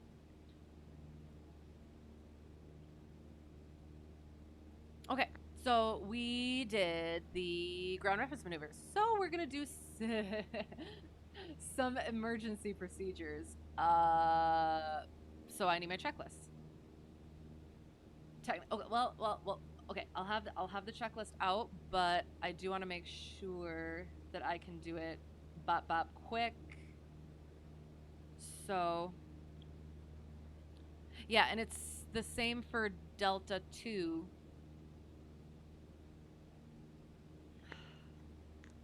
Yeah. So Delta and Charlie, you need to establish the two-way communications and listen to what they say, of course. But yeah, so Bravo's the only one that you actually need clearance for. Okay, so power loss. All of a sudden, we're going along.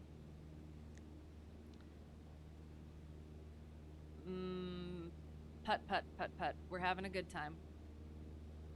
And then all of a sudden, oh no, we have lost power. So we pitch for our best glide, which in this one I believe is 70, because in mine it is 80. So about 70 knots. So we'll trim that out. We would put our carb heat on and our pitot heat, and we would best glide, please. Oh my gosh, we don't have a whole lot of. uh, so we would check our fuel. We would. Hang on. Uh, oh, I know. Okay, so we're at 500. So, oh gosh. We're gonna probably have to land just straight ahead.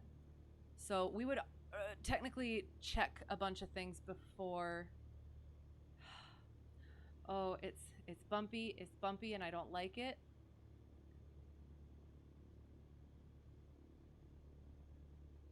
But we're gonna have to put her down. So we would potentially flap it. We would turn off all of our stuff. We would turn off the fuel. We would turn off. Um, and we would put our flaps. Oh my gosh.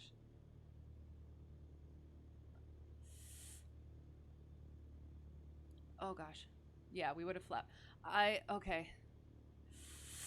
Oh my gosh, that wasn't. Oh gosh, that was. Nope, nope, nope, nope, nope. That was not a good spot. Oh god. Mm. Flip. So here's the thing. So I was going to.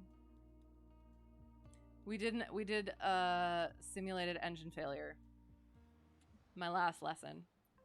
And we got all the way down. Not all the way down, but we got very close to the surface, and there's like, okay, we probably would have made that. So just basically initiate a go around and get back in the air. However, that's what I was kind of planning on doing, but then I kind of switched my mind at the end there because I wasn't sure whether we would have survived that because it did. It looked very, very bumpy. So, moral for that, have your plan ready, don't be conflicted, and just go. Okay, so we're going to, since we're back here, we're just gonna pretend we did all the things. Our nav. I don't do the strobe because we don't have one in mind. Beacon, don't have taxi lights. Just do a landing light. And we're gonna do a short field takeoff this time. So, we're gonna pretend we did all our stuff. 2,000 it is, and we'll see if the mags work here. Landed in the hospital. Right. See. See, and I don't know. I don't necessarily know how to gauge that. I definitely would have put flaps in, if I had decided that I was gonna flip and land. So that would have helped bring that airspeed out some more. But anyway, Control E, because for some reason it doesn't like to start with the mags. All right. So yeah, but as long as you can survive it, excellent. If the aircraft is usable afterwards, even better. So we're going to head back to runway 11.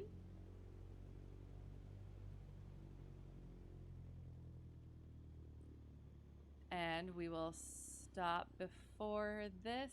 We should have gotten on that line, but well. So we would key the mic and we would say Nampa traffic, Cessna Hotel Tree 1 Delta 1, departing 1-1 to the west, Nampa traffic. Did I see the video of the train that hit the plane 2 days ago? Yes, I did. Oh, that was insane. Oh, it's telling me I'm approaching the runway. That's amazing. I love ForeFlight so much. Oh my goodness. Okay, so yes. Did you see both of them? Like, did you see the one that had beforehand the ATC stuff, and then yeah, because they have the ATC of it too, so you can have that, and then don't have to hold short. I did hold short. Okay, hang on. We're gonna hang on. We're just gonna flip around quick. So technically, I, I feel like this is misplaced. No, you're fine. You're fine. So I feel so this line right here. I do actually think it's supposed to be right in front of the runway, but for some reason they put them at the back here. Because like this area should be like where you're kind of your run up area, I think. So yeah, so that's where I made my call, and so I just do it there, just because gotta make sure I'm paying attention to the lines. You agree? Okay, only some of the airports are true to life. Right, right. And there's people who know so much better than me that like that have all of these gripes isn't the right word, but like if it is, it's if Microsoft Flight Simulator wants to be true to life, there are things that you need, and that like say for us where we are trying to utilize it as a study tool, there are things that need to be better. So yeah, but yes, that video is insane. And yeah, and just listening to the ATC stuff too, um right beforehand was interesting as well. And then yeah, it's just all aviation stuff is so interesting. You did see both angles but not ATC. I did not see both angles. Interesting. So yeah, so basically he took off, and I guess I don't know if it was like an engine failure right away, and there was just nowhere good to go. Um, so he did. He mayday, mayday, mayday, and yeah, and they did. They got him out. So he cheated death twice from two metal tubular objects, one from cop, one from pedestrian. Oh, okay, got you. I might have just seen the cop one, so I'll have to look for the pedestrian one. Yeah, that stuff's insane. I feel like that bus is not supposed to be there either. That might just be one of my add-ons. But yeah, yeah, and going over that stuff is so interesting too, and because that is so. You know what? We're going to do a power loss immediately after takeoff, which is potentially what happened. So we maintain aircraft control first. Best glide is going to be 70 knots, and then we basically disconnect all of our fuel stuff in hopes that we prevent fire. So fuel selector goes off, lean the mixture, throttle out.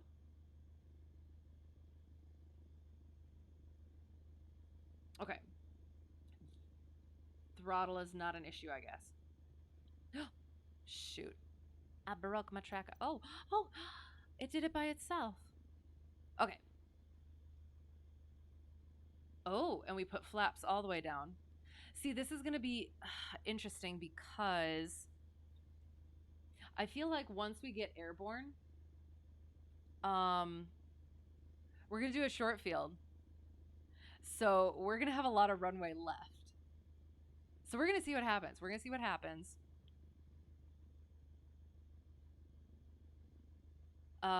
Okay.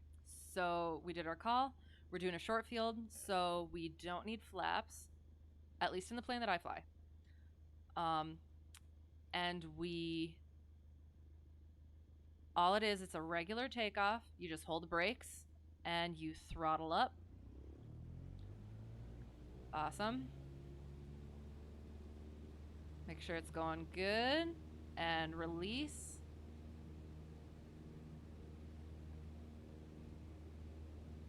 Watch for VR, stay on the center line.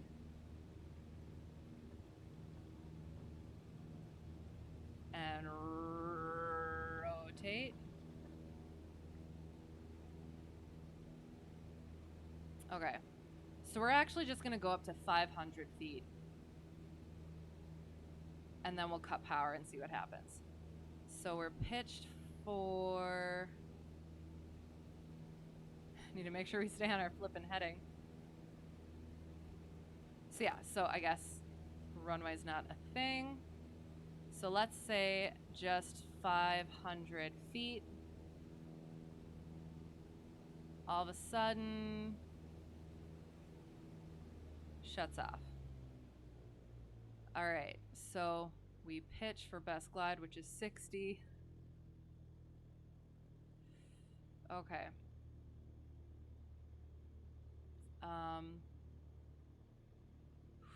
Shoot. Oh gosh, okay. Make a decision, make a decision, make a decision, make a decision.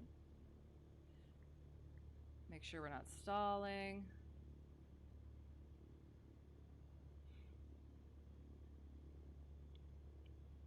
Make sure we have the field made.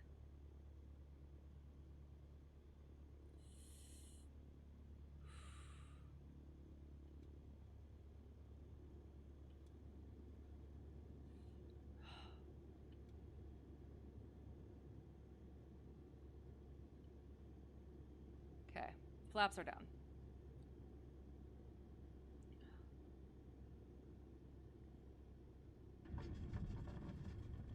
And brakes. Ooh. Brakes, brakes. I'm on the brakes. Oh gosh. Right before the road. Excellent. Okay. Okay, that one wasn't so bad. That was nice. That was all right. Cool. Cheers and applause. Thank you. Thank you. Oh. Okay, so now I can actually take off again from that one. We're just gonna turn around on the field.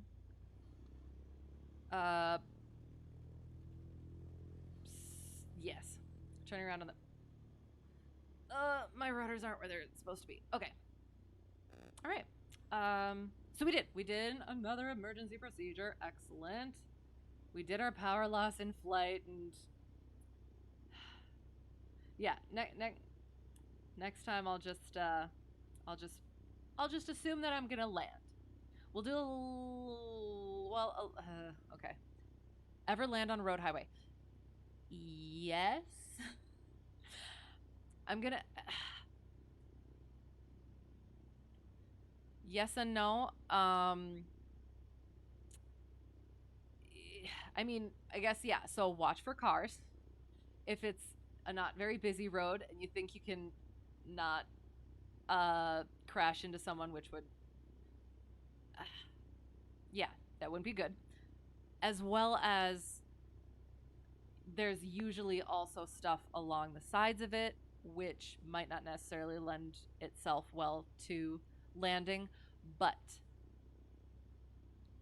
yes, there are different modes of thought, I do believe. I'm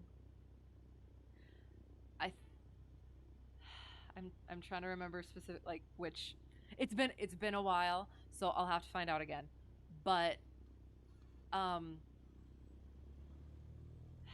yeah, so like your road, it's going to be nice and flat. It's going to be nice and straight.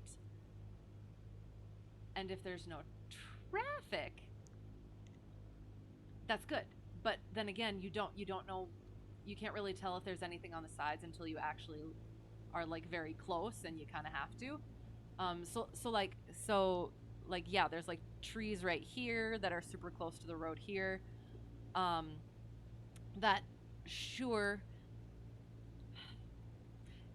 if you're rolling out, would potentially be okay unless it whips you.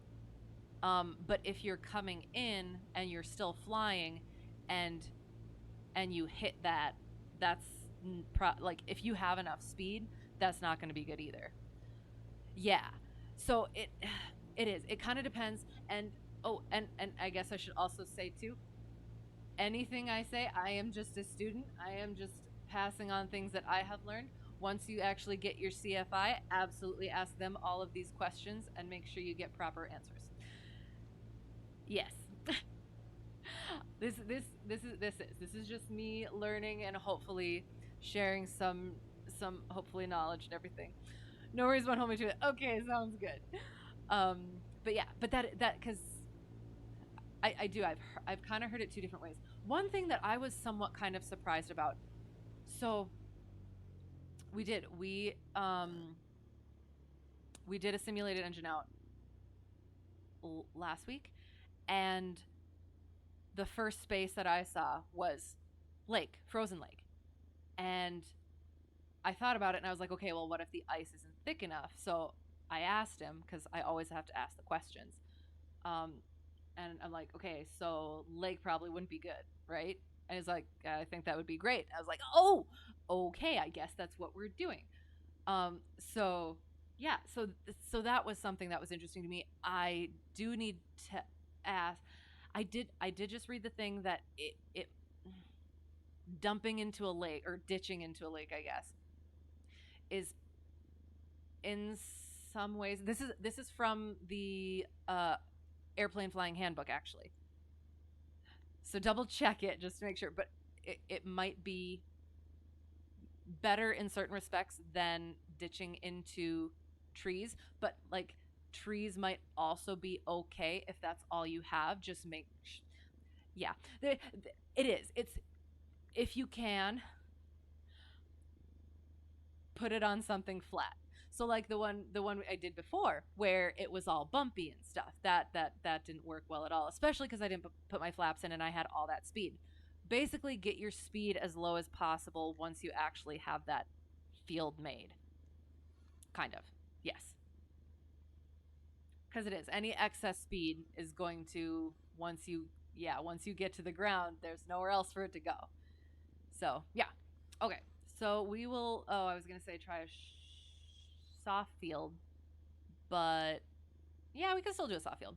No hills in your area, but lots of houses. Right. And you kind of find out you need less space than you think. I always like to have a big old buffer for myself, but if you just think of it like a runway, and once you get into your lessons, you'll kind of start getting that visual of like, okay, when you're in the pattern, what does it look like? So, what should it look like? What space do I have? How much time do I have? So you'll eventually get that. I'm still working on it, but it's something to keep in mind. So we'll do a soft field, 10 degrees of flaps, keeping that yoke back, and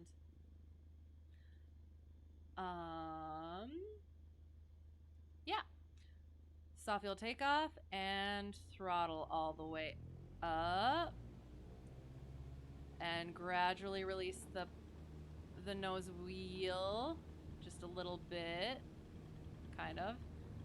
Oh, and we are, we're flying, but we're, in ground effect.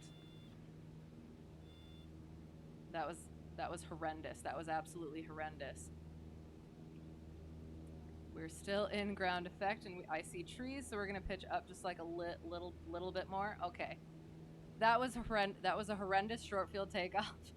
Not short field, soft field. So yeah, nope. So how it's supposed to be? They are not. Thank you. Oh, one of them is. So for the soft field, you put, well, again, for my airplane, the one that I fly, you do 10 degrees of flaps for the soft field.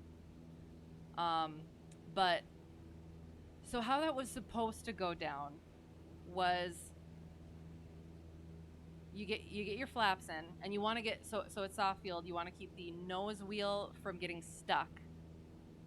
So you want to keep the load on the wings as much as possible. Can't see because map. Oh, you know what? I'm gonna. It's not really necessary at the moment, so yeah.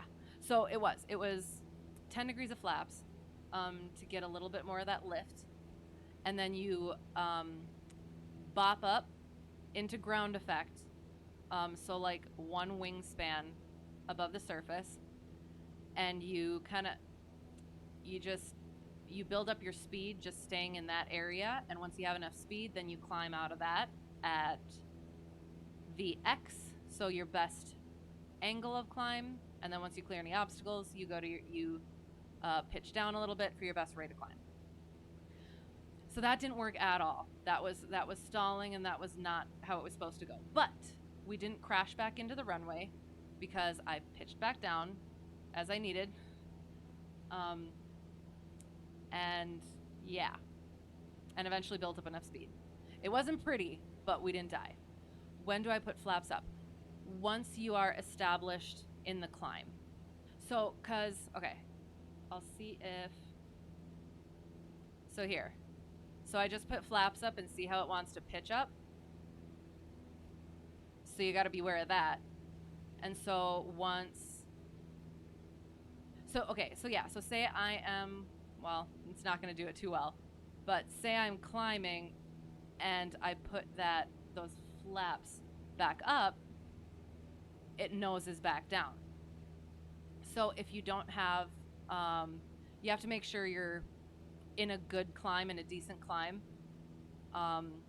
so that nose down pitching moment isn't going to be an issue, and it's not going to just like, you're not going to lose your lift. So yeah, so you put them up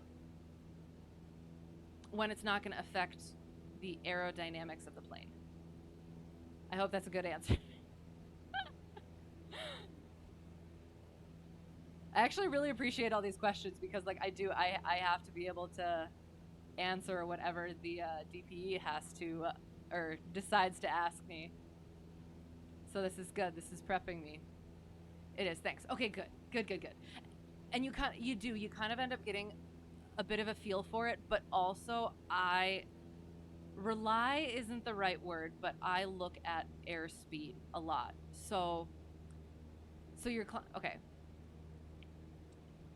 So yeah, so if it had been a good soft field, we would have been climbing out at 60 knots first, and then we would have pitched for 70 knots after we were cleared of obstacles. And at that point, you should be good, and you can retract the flaps and just make sure you're keeping in control of the plane and everything. Although that makes it seem like it's, I don't know, that kind of made it seem like it was scary, I think, but it's not. It's actually a lot easier than you would think. You get used to it and you figure it out and you get the feel for it. Okay. Okay. Engine fire in flight is a fun one because it's one that I did not really expect. Well, we'll quick do electrical fire, because that one's pretty easy. We'll do electrical fire as we're climbing. How's that sound?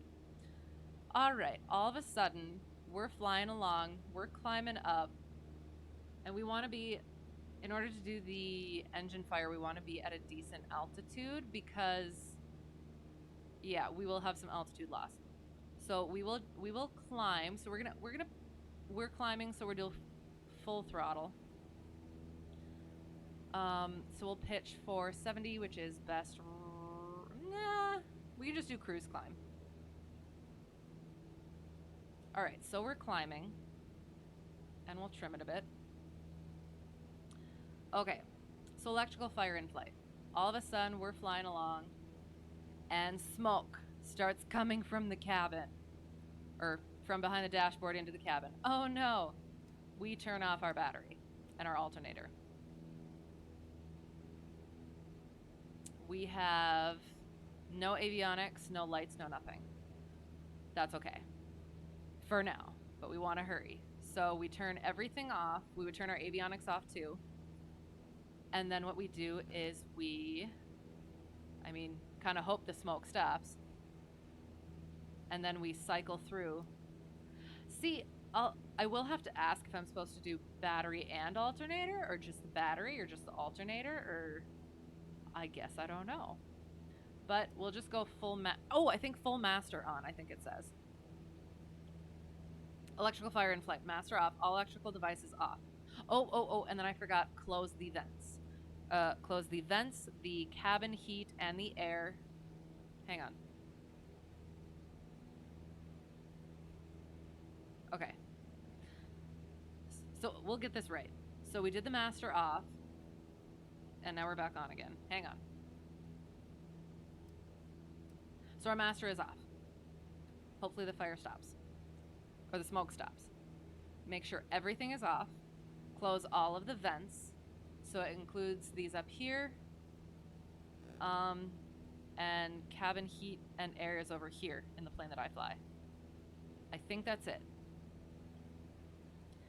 If it's out, we put the master back on again. And if there's no smoke, then we can put the vents on again. We can open the vents again. That's what that says. So we open the vents again. And then we start trying our electrical devices. We start cycling our avionics. So, yeah. So we would have this switch, and we would try that first, hope there's no smoke. And then, I don't know if we'll have to turn it off again. And then try the next one, try the next one, try the next one. I'll have to find that out. But yeah, so basically, battery completely off, close all vents, hope the smoke stops, and then cycle. Excellent.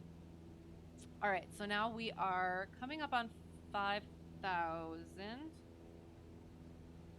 So, all right, all of a sudden, we are, we're going, we're cruising, and engine fire.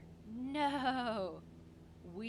Mixture's full back, fuel's off, and I think we keep the throttle open, and we pitch down, and we aim for 110. Oop, aim for 110, or however much it takes to... Oh, 104 for this one. Okay, 104 not... So, like, there. Or as needed to extinguish it.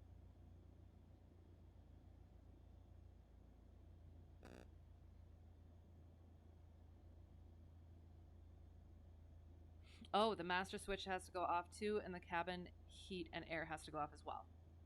Excellent. And hopefully our fire went out. And then we mix it again, and we would hopefully return back to the runway at that point. So yeah, so engine fire in flight. You're extinguishing it with the air coming into the cowling. Kind of. Yet? No.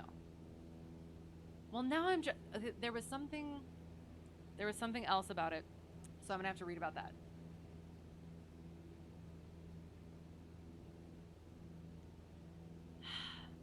Because I thought that's what I initially thought it was, but then somebody said it wasn't what it was, and now I can't remember. So yeah, that one did. That one surprised me that you just pitch. So I think we'll try that one again, just because I didn't do it kind of properly the whole way. So we'll start at 4,000. All of a sudden, engine fire. Oh no, full mixture, idle cut off. Fuel selector goes off. So yeah, so getting rid of those two fuel bits. Master switch goes off too. And then the cabin heat and air goes off down there. And airspeed 100 knots. Boom. Pitch.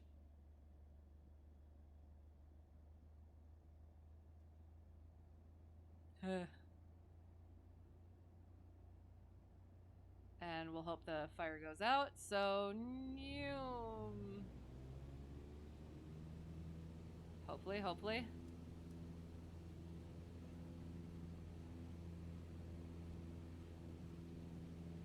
And we would turn our fuel back on too. Or if we needed to, we would hopefully be able to make a landing with enough altitude. Same, you're just learning about it now. Excellent. You thought would take out an extinguisher from under the seat. Maybe? Well, it might be difficult to get to the engine with that. Ugh. And especially with that, ooh. Yeah. I do. I do. I think it is the air that comes through, but for some reason I'm feeling like somebody said that that wasn't. So I will. I'll have to read about that one again. But just know, engine fire, pitch it. Excellent. Okay. And then what else? Engine fire during start, we will do that. We can do that when we land. So icing. So I was practicing not IFR. Unusual attitude recovery in the sim, and the only way I can do that to myself is to put it in IFR. Because I tried it with the foggles and it didn't work. So I put it in IFR, so we're in a cloud, and we're doing the unusual attitude recoveries. Excellent, good. I take all that away, and I start flying, doing other stuff. All of a sudden, I lose RPM. Like, my throttle's like here. I'm at full throttle. I have no idea what's going on. And I can't make sense of it. I don't know what's happening. But it seems like it keeps it like it comes and it goes and it comes and it goes, and then it'll just kind of sit there for a while, and I have no idea what's happening. And I panicked. If only I remembered that we had been in visible moisture just then in the sim here. And I did eventually remember probably icing. But what I forgot was that I put on the pitot heat. That's good. That's good. And I didn't put on the carb heat though, which is the main culprit. So yeah. So now I'll never forget. So the mistakes you make, particularly in the sim when they're ones that you can survive from, they will stick with you. So yes. So if you lose your RPM and you were in visible moisture recently, carb heat. So anyway, we'll do the rest of it. Icing, pitot heat and carb heat, both go on. Cabin heat and defrost, put that at maximum. Strongly consider turning absolutely around, because the icing, you need visible moisture. So you're probably in a cloud. So consider strongly turning right back around so that you're not potentially flying further and deeper into that moisture, and or go higher or lower to hopefully get out of that cloud as well, that visible moisture. You increase your engine speed to get that heat going, ? I'm hoping so. It makes sense.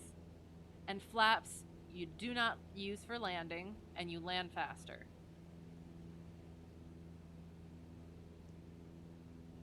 Excellent. Because, okay, yeah. So then, because if there's icing, it's okay. Sorry. So I was just thinking about it from a carb standpoint and losing, what is it? Losing.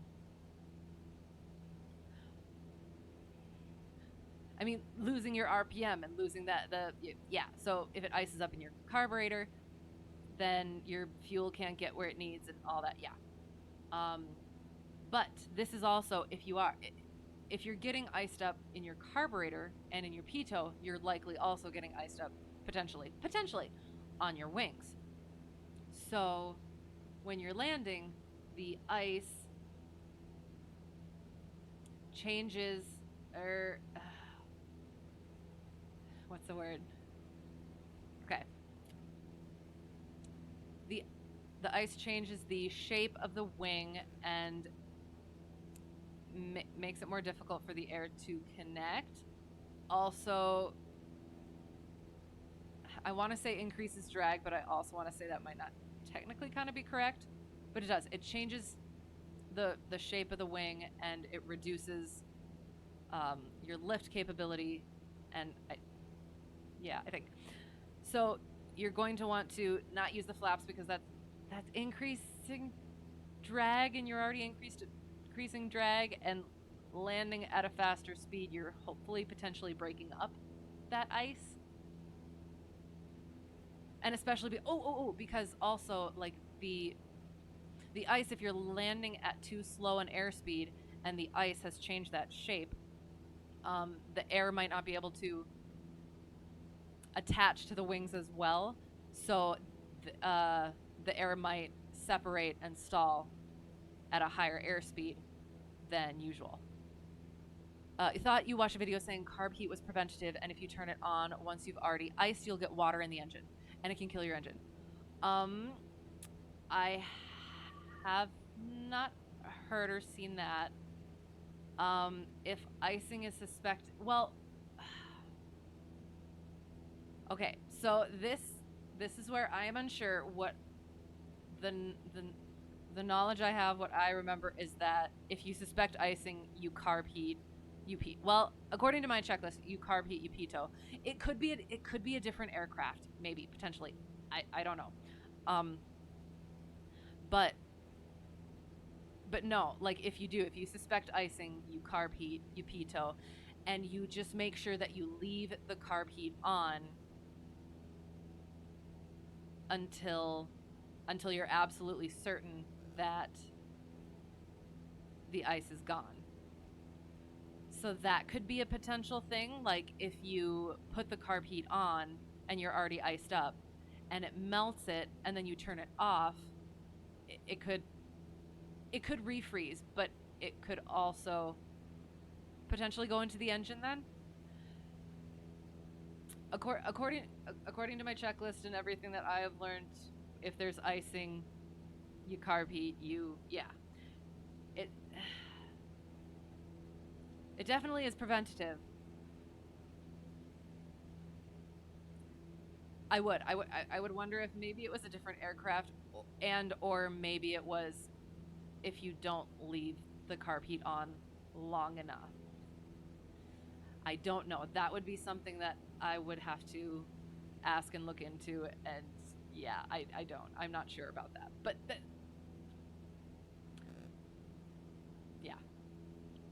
Just questioning your own knowledge. Sure.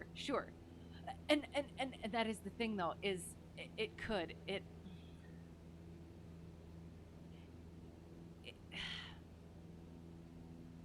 be a certain airplane. And that's why we have checklists and we have the pilot's operating handbook and all of that sort of thing, because they're all there's differences in all of them. So I don't know, but according to my checklist, you definitely carb heat for icing.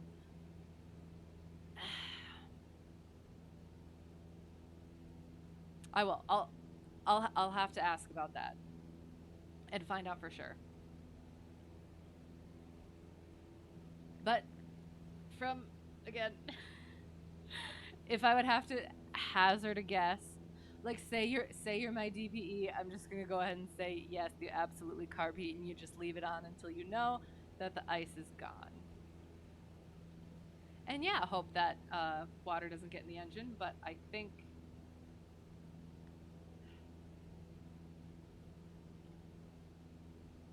if it has to be dragged out of me, I would say no, I guess. I don't know for sure though. So yeah, interesting. There's always something new to learn and look into. Okay, so we're actually gonna. Oop, where am I? Okay, we're gonna go back and land. So, we will. So we're heading east. So we're just gonna. I don't want to do 35. Oh, I don't want to do that either. Ugh, okay, hang on. 2,000 plus 3,000 is 5,000. So you know what? We're just gonna do 4,500. So technically, when you're going east. Oh, I think that's the. Yeah, which one is it? Is it just that one there? Nope, that's Caldwell. So we're gonna head a little bit more south. When you're heading east, 0 to 179 degrees your altitude is odd thousands. But I don't want to be 3,500 feet. Is that okay? I don't like it, but no, we'll just do 4,500. 3,000 feet above the surface. So, oh no, I have turned way too far.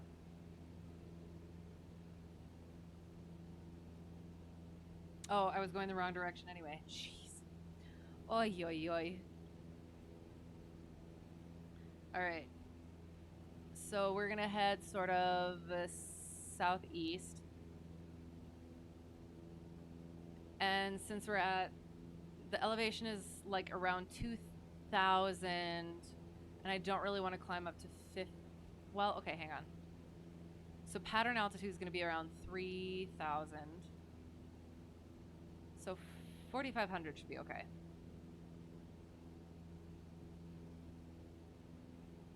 I need to turn some more. Oh. Oh. I didn't do steep turns this time, but I have tried. You know what? Okay, hang on. We're going to get on east, and we're going to do a couple steep turns. Okay. Okay, so our airport is that one over there. Yeah, that one there. Okay, excellent.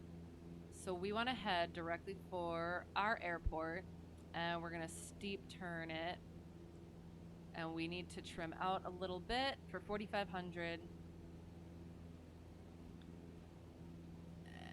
And okay.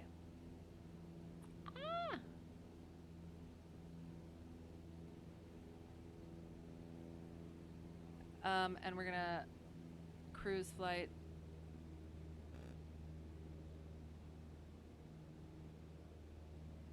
Okay.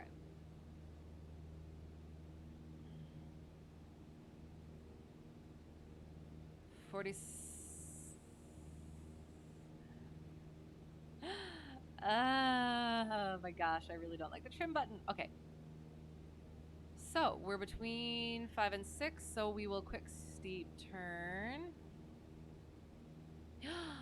I got an achievement. Okay. We're not paying attention to that. We're okay. We bring.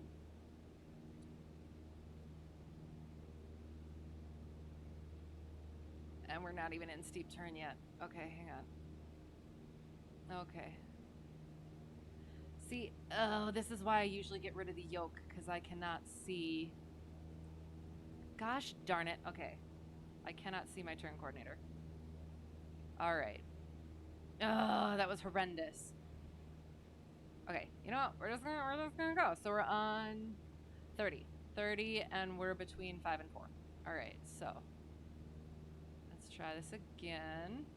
Keep that ball center between 5 and 4.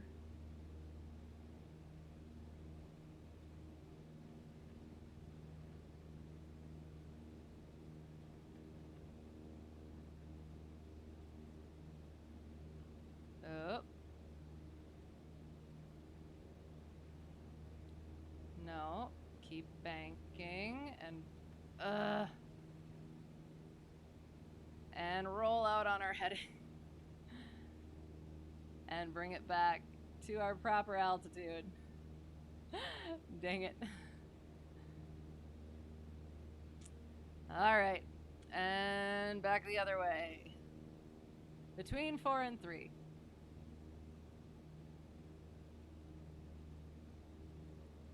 I might have had my rudder.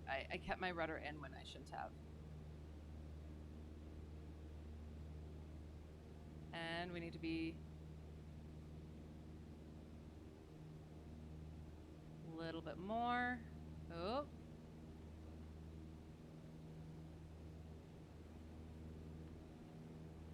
Ah. Up. Oh, and I'm supposed. Oh, rolling Uh.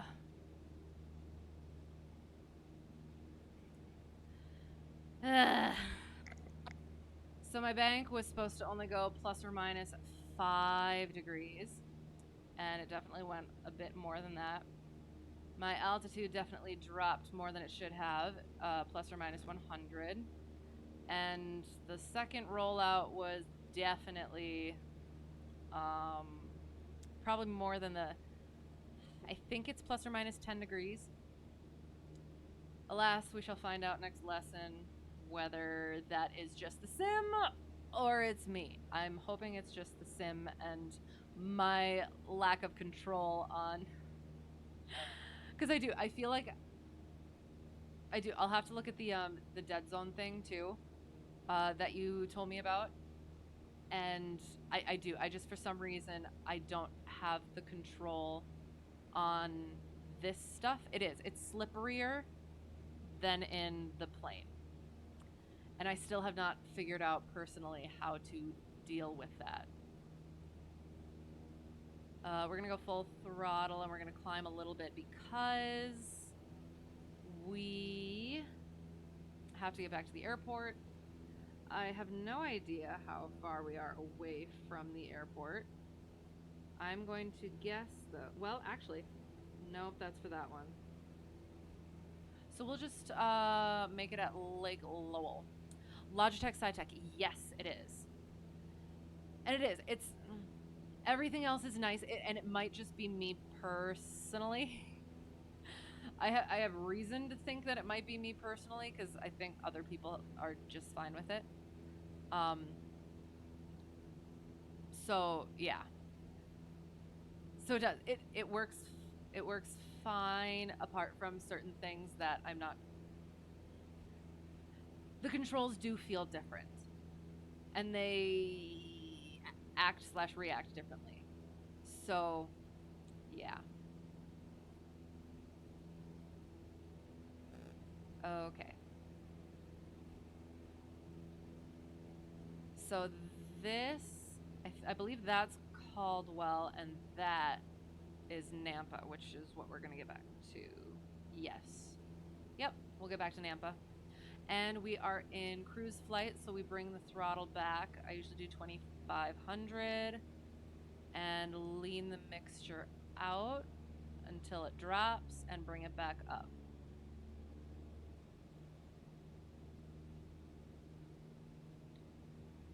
And retrim.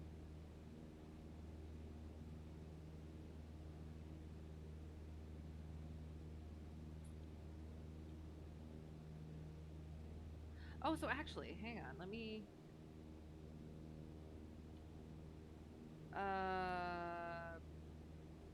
Oh shoot! I'm gonna see it. I'm gonna see if this works. Yes. Oh my gosh. Sorry. I I can do my direct to, so I can find. Yeah. So it's 12. It's 12 nautical miles now. So I can see. So once we're 10 miles out, we'll make our call. Sorry, that is so exciting. Okay. Oh. Um. That's different. Okay. Oh, and it gives me the AWAS, so we will check our METAR again.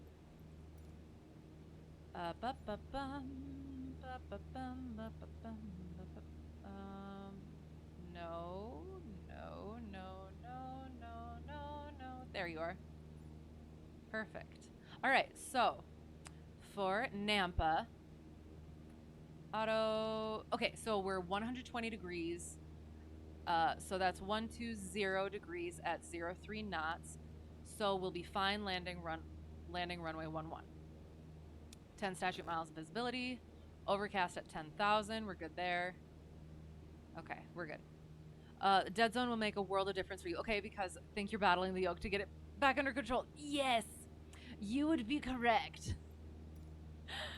So yeah, I will look into that and try and figure that out. And I have been climbing. Okay, so we need to make our call. So we are okay. Hang on. We're off course a little bit. That's the wrong way. So we're turning this way. Oh, we're basically gonna fly over Caldwell. They're both 122.7, so we would. I guess we would first say, I don't know about Caldwell. Caldwell traffic, Cessna Hotel Tree 1, Delta 1, overflying the field at 4200 Caldwell. And then Nampa traffic, Cessna Hotel Tree 1, Delta 1, 9 miles northwest at 4200. Inbound for runway 11. Nampa. I think, and that's something I have to figure out too, or find out, ask about, and really just get proper with, is finding out. And it is not that it's a good thing to follow, but people do get lazy, so I do need to get. I'm a little bit of a perfectionist, so I need to get out of that a bit. But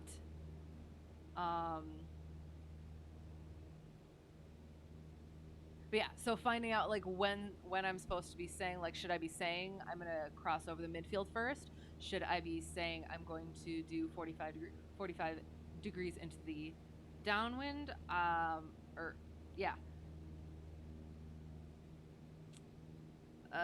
Shoot. Left traffic, so I would go like that and 45 into. Okay, so we're gonna jog out a little bit, and actually I'm gonna put this on. So yeah, so we're right over Caldwell.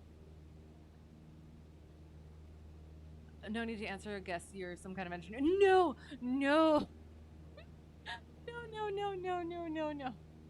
Anything I have learned, anything that I say here, I have learned within the past 6 to 7 months.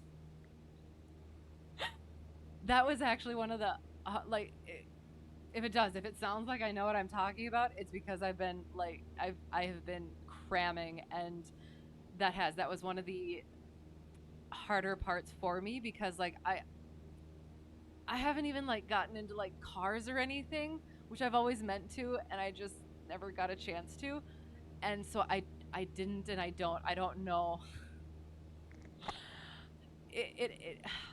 And especially I'm literally working, well, apart from studying the maneuvers, the systems is what I've been working on studying most recently, because that's the thing that I'm least comfortable with, I guess I would say.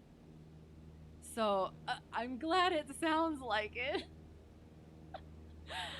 I feel a bit more comfortable about it. I hope everything that I'm saying is correct, but it's just cramming, honestly. But so I appreciate that a lot. Oh shoot, we're getting off course. So what I'm gonna do is I want to get over here so that I can go across the midfield and do a 45 degree in. That's the upwind. Downwind into the shoot. Okay, actually I'm gonna go the other way. Oops. All right, so we're Neum.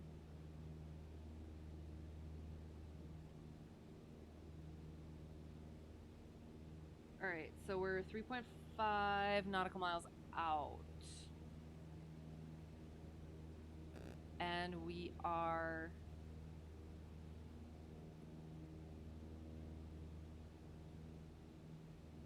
okay. Let's get the field in sight.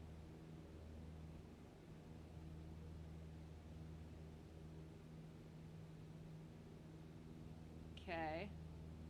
So, shoot. Because the beacon doesn't go on, isn't on during the day, so I wouldn't be able to use that to help me find it.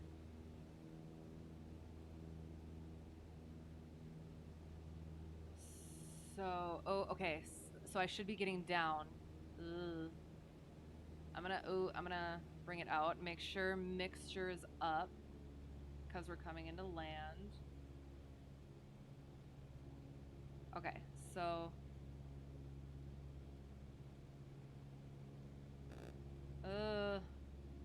Oh gosh, we're kind of gonna be in an upwind-ish sort of situation.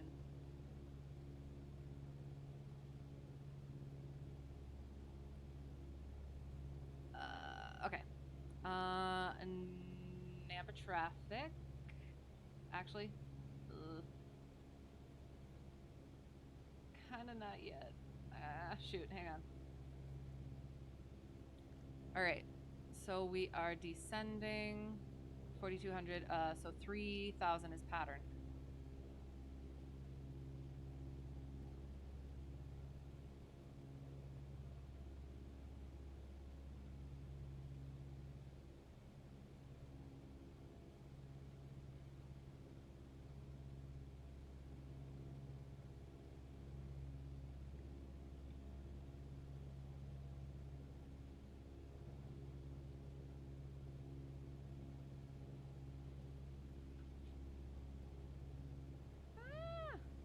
And this is why you don't do a straight in, because sometimes you can't find the runway. Oh, shoot. It's over there somewhere. Ah. And this is also why you always look up stuff beforehand and look up satellite images and, yeah, plan your route. Oh gosh, oh gosh, oh gosh, oh gosh, oh gosh. This is not. Nope, nope, nope, nope, nope, nope, nope. Oh, wait, what? Okay. I'm getting two different. I'm getting conflicting positioning. Oh, okay. Oh gosh, that's not good at all. Oh goodness gracious. We are above pattern, which is good, but we are in the wrong. We're in the flow of traffic. And we are entering an upwind. No. Okay, hang on. That wasn't good at all. That was not good at all. Okay. So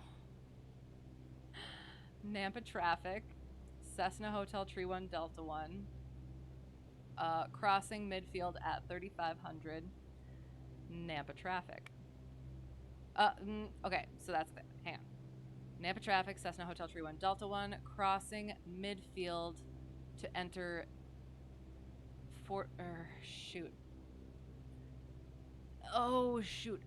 Okay, so technically, because I want a teardrop. Teardrop gives you that more time to get into your downwind. Wait, that's right. Hang on. Oh my gosh. Oh, it's the end of the flight. No. Okay, so yes. So teardrop, I'm going this way. So yeah, and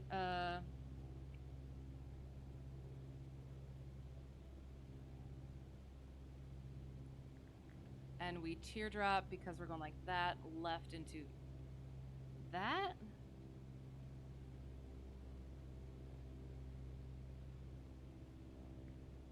Shoot, hang on. I am all turned around now. Again. This is why we plan ahead. Midfield, left downwind for that. Okay. I was mixed up. So we're going to cross midfield again.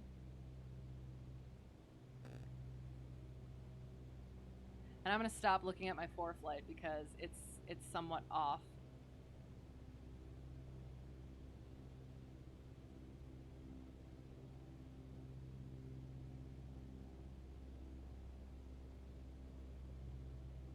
Okay. We've got the field in sight. All right. Let's try this one more time. Nampa traffic, Cessna Hotel Tree 1 Delta 1, crossing midfield at 3,500 to enter left downwind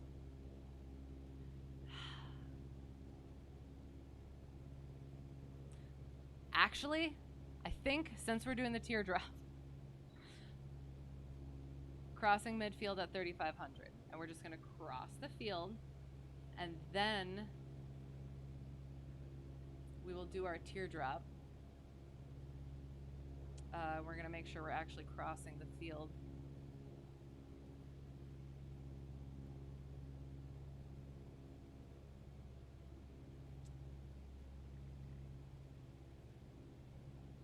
Okay. So we're crossing the field, and we're, yep, descending a little bit. So we're gonna go out a little bit, and then we're gonna teardrop into a 45-degree. Yeah. Into the downwind. All right. So we will.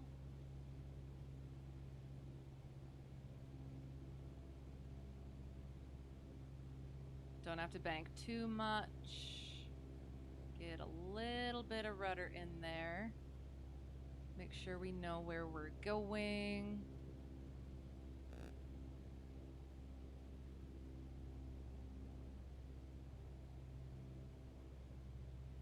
There it is.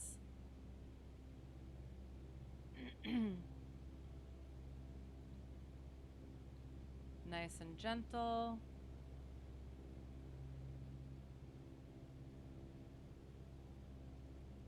Why do I feel like this isn't correct again? I don't know. Nope. Okay, we're good. All right. Nav traffic, Cessna Hotel Tree 1 Delta 1, entering left downwind. 45 left down. Entering 45-degree left downwind for runway 11. Nampa traffic. All right, and so we're already this far. So we're at 2,000. We'd pull our carb heat out. And our first notch of flaps as long as we're in the white arc. All right, and we are abeam. So we bring it down to 1,500. Let the nose come down.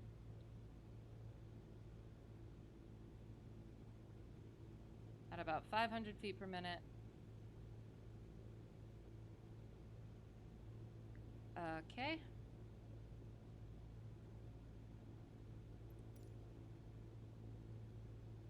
And we're going to gauge it and Nampa traffic, Cessna Hotel Tree 1 Delta 1, left base 11, Nampa. Oh, keep the nose coming down. And not too much bank. Oop. And level the wings. Next notch of flaps.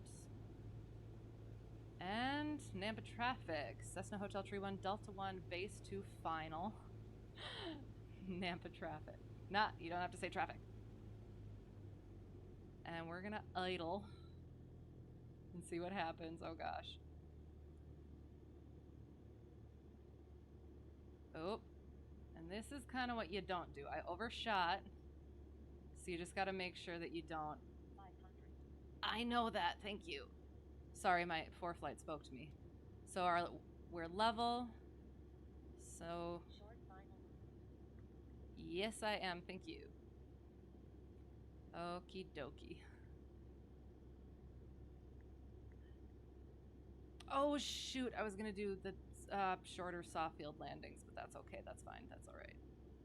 Oh, gosh.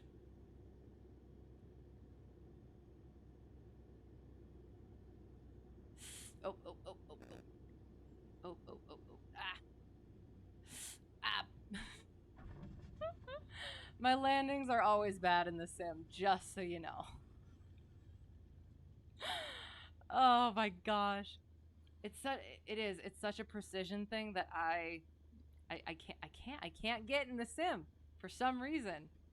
So I promise I'm not a danger in the skies.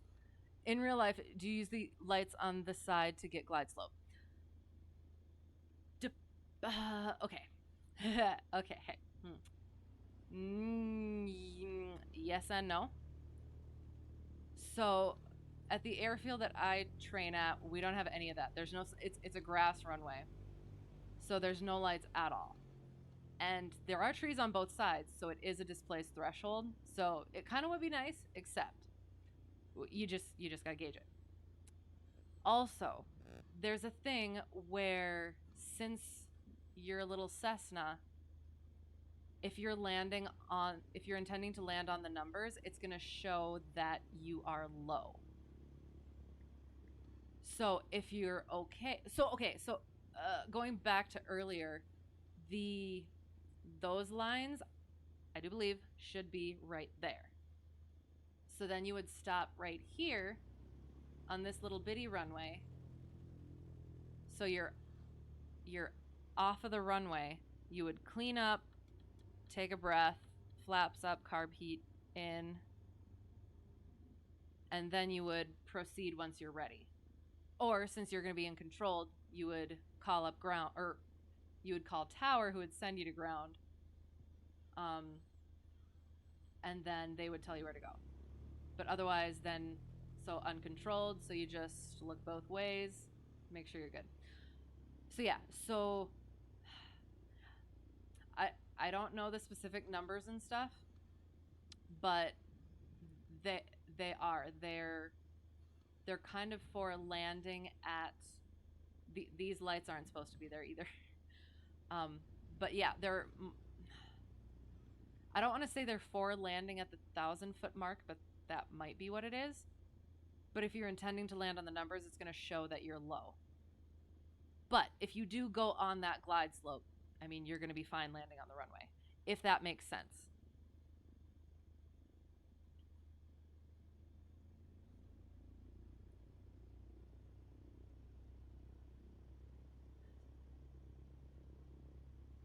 So, because, so basically what they're for is to make sure that you don't run into any, well, a significant part of what they're for, I should say, is so that is obstacle clearance on either side. So that's a question that I had on my first long solo. Do you mind? I'm parking here. All right, whatever.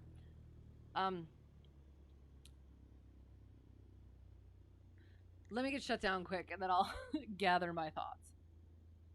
So, get your Hobbs time. I'm trying to remember. Lean it out. Lights all off. I'd be quicker at this if then you master and mags. Yeah. And then you'd push back, control lock. Yeah, all that fun stuff. Okay, so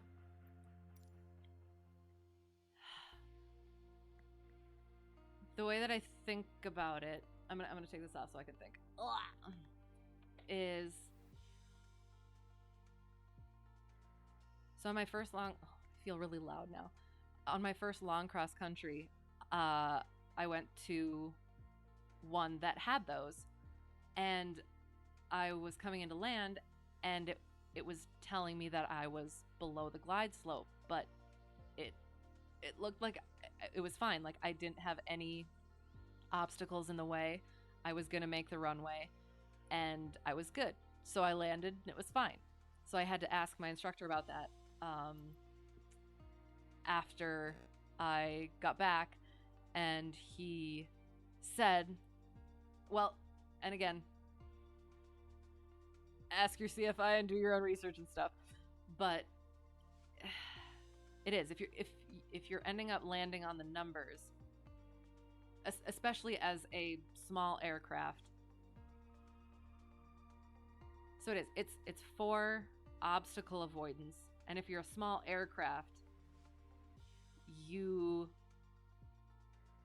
might not have those obstacles to avoid,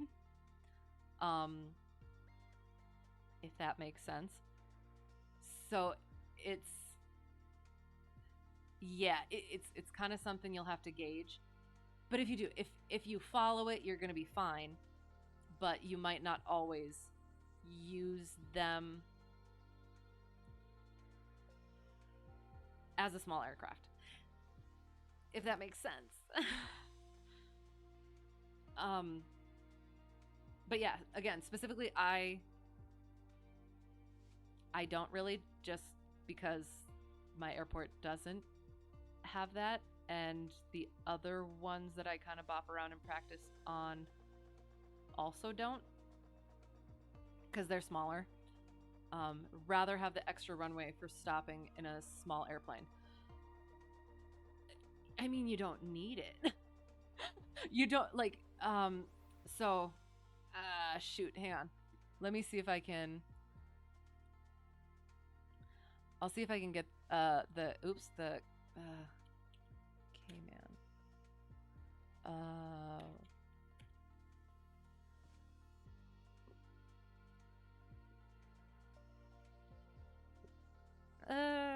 Come on, give me. Well, shoot, hang on. Let me find it like an image of a. You know what? We're just gonna go like this. See if we can get a satellite image. Oh my gosh, that's not what I wanted.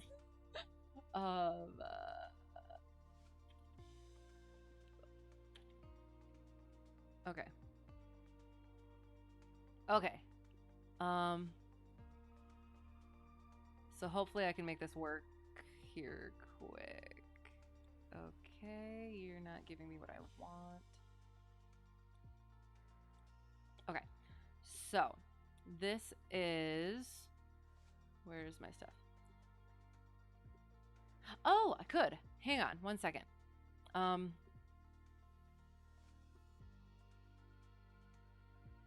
Boop and boop. Boop. All right.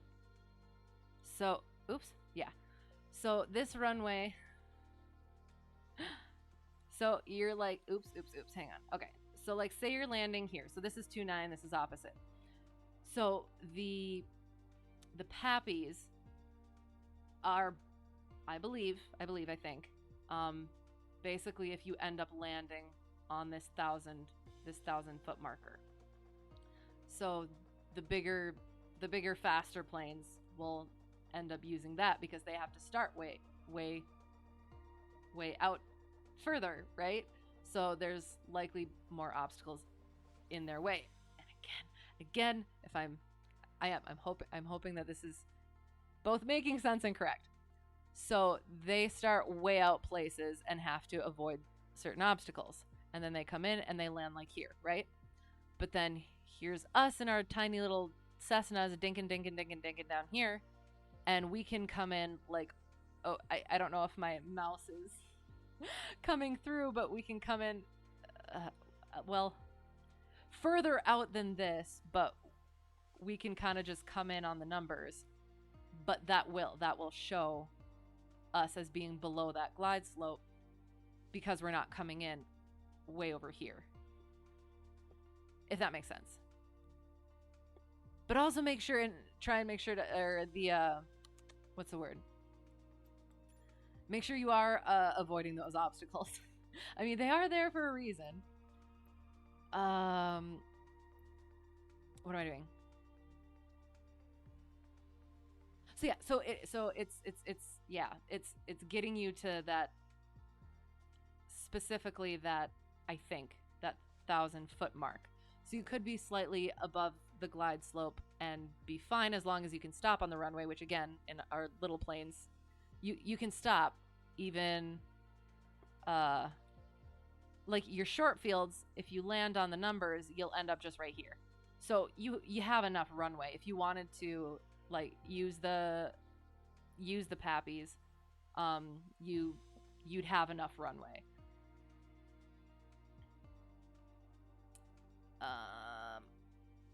Okay. Yes, makes sense. Okay, good. I'm glad. I hope so. I hope it's yeah. but again, it's generally you don't want to go below the pappies because of obstacle clearance. But again, in the little Cessnas, if I guess I would say it depends on the runway, it depends on the plane too. So yeah. So if it's an airstrip that doesn't necessarily cater to the larger planes or doesn't necessarily allow for those larger ones, then larger, faster ones, then it might be closer to yes, you want to go on the glide slope. I think.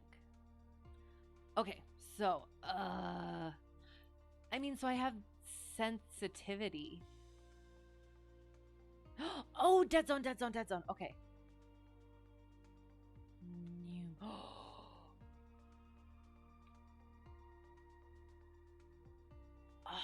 Okay. Okay. Okay. So, new. All right. I'm. Okay. Extremity dead zone. What? So, all the way to the. Oh. Okay. Okay. Oh, and I don't. You know what? I'm gonna leave that, and I will. Yeah. I'll just do dead zone for that, and I'll try the extremity stuff later. Excellent. Thank you. Okay, so I got that. Or oh, so that's the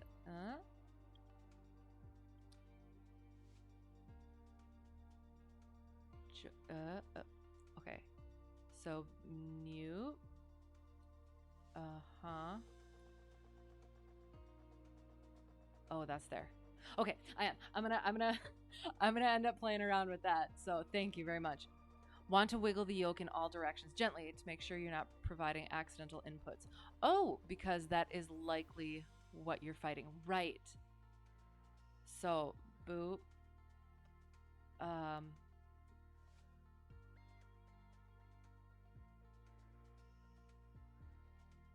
Okay. I will. I'm gonna do all that stuff, but I won't make you watch me do it. Oh gosh, oh my gosh, I wasn't anticipating flying this long. That's okay. All right, cool. Oh, all right. So yes, that was a lot of fun. Thank you for being here. I'm happy to help, and thank you for helping me with stuff and yeah, allowing me to babble about things and hopefully, yeah, I need that oral practice. So that was excellent, and I appreciate it. So that was maneuvers, all the maneuvers, as many as I could do. Hopefully, it'll be good for next lesson. And yeah, I also read Shakespeare. That's how I like started. Well, I read.